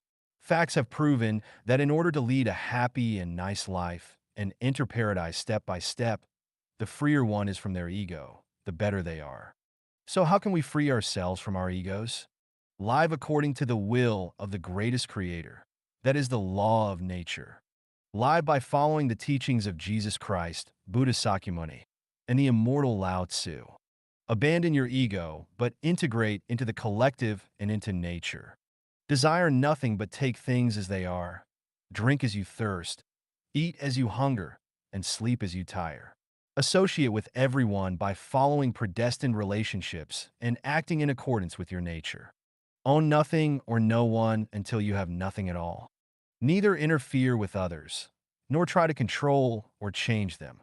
Be yourself with your original nature. Neither analyze and judge right and wrong, nor judge others' advantages, disadvantages, and qualities. Seek out those who own nothing with selfless consideration and always remain humble and look like both saints and servants because it is correct to listen to them. Ego is the precipice and the stumbling block that prevents people from reaching heaven. Ego is the root of all trouble, pain, and misfortune.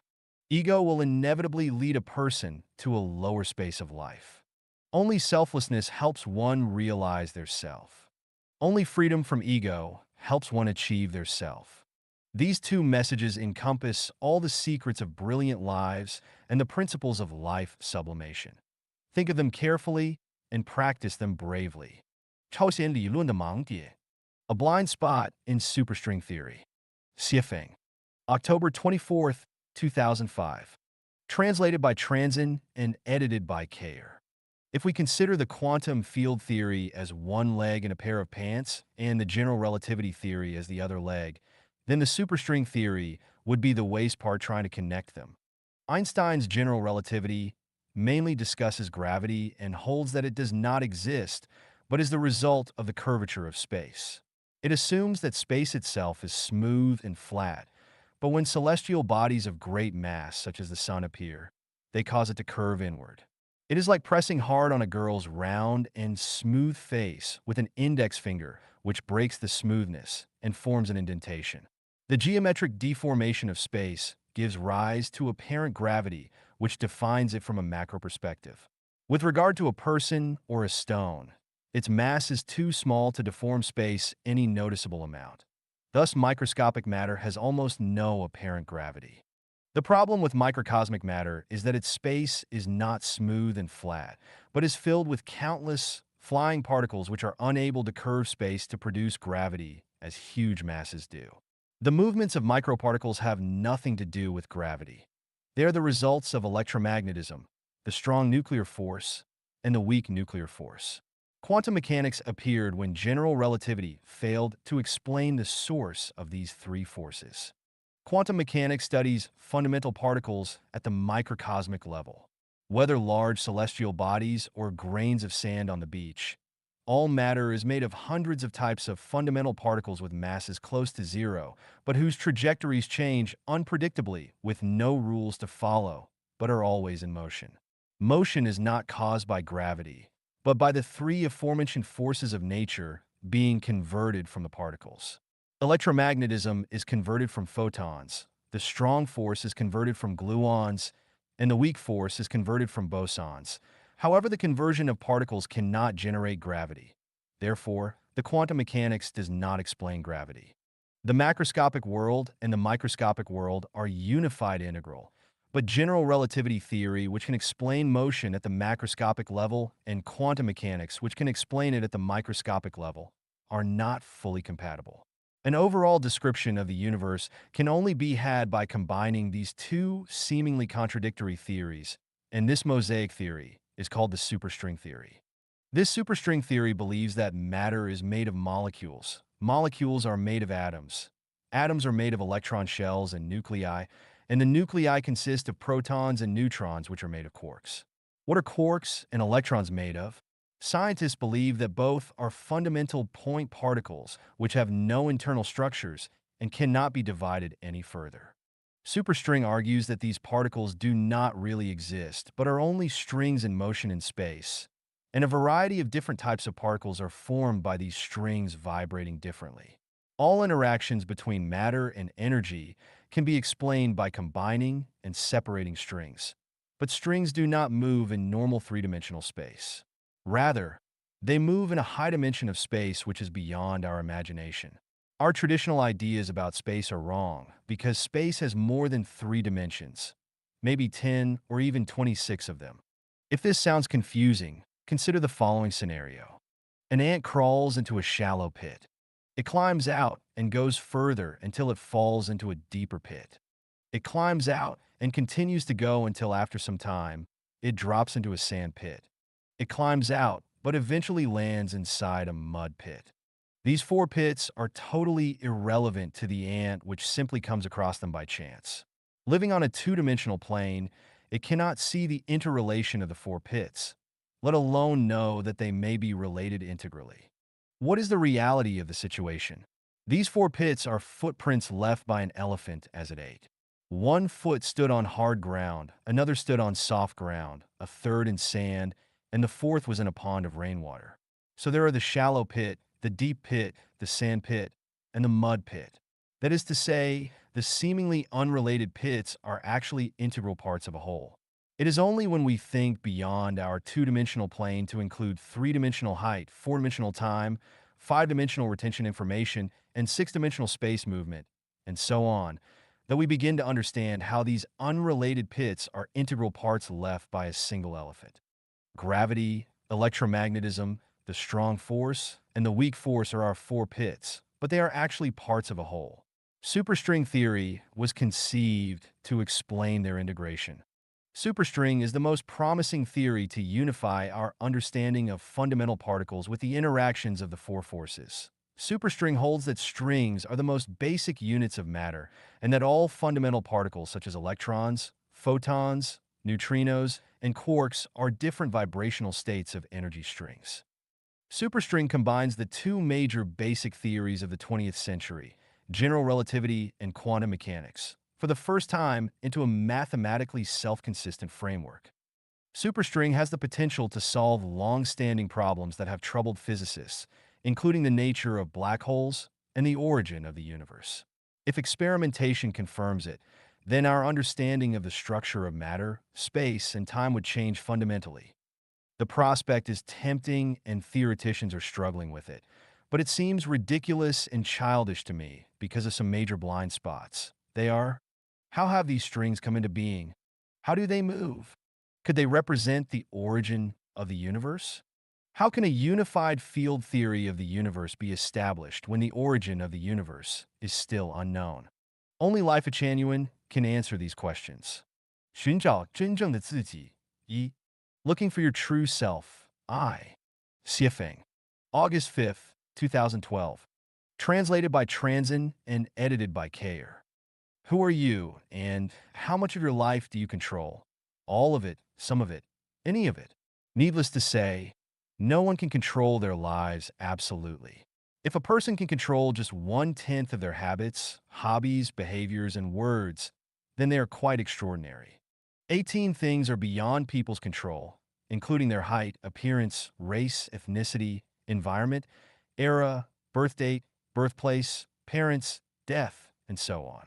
All these things are predestined, and no one can do anything about any of them. But what about our habits, usual practices, hobbies, behaviors, words, and so on? Are these self-controllable? Let us look at two specific examples. As reported in the world of unsolved secrets, a pair of paternal twin brothers were separated from an early age in Ohio, the United States.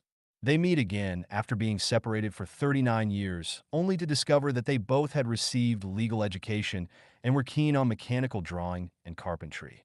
Even more surprisingly, their ex-wives had the same first names, as did their sons, and even their second wives.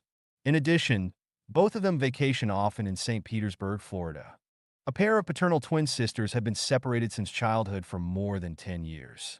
They agreed to meet at a train station, and one sister temporarily decided to get a hairdo. When they met, she was taken aback because her sister had also gotten a hairdo. They also wore identical jackets, skirts, shoes, and carried identical purses. Both of them were utterly amazed. We can draw conclusions about these.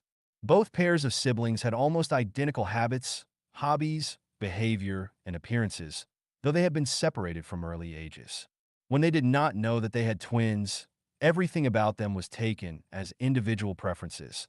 They had all believed that they controlled their own habits and hobbies until they found that their twins were almost exactly the same. Everything that they believed to be self-determined turned out to be from invisible consciousnesses rather than their own wills. The habits, hobbies, even the names of their wives and sons had been prearranged and predestined. These cases represent identical twins. But what about the rest of us? What habits and hobbies do we choose for ourselves? The answer is none. Our habits, practices, hobbies, interests, behaviors, and choice of words are not our own decisions, but controlled by mysterious consciousnesses. What are these mysterious consciousnesses? They are our true selves. The selves that we believe we are not our true selves, but false ones. And our true ones are the mysterious consciousnesses that control our hidden ones behind our appearances. Case in point, a woman's husband was killed in a war. When the bad news came, she grieved and wailed sadly, but her true self cried with joy, "Finally, I'm free." 9 people out of 10 are pretentious. So most of the people we face are false, do not talk sincerely,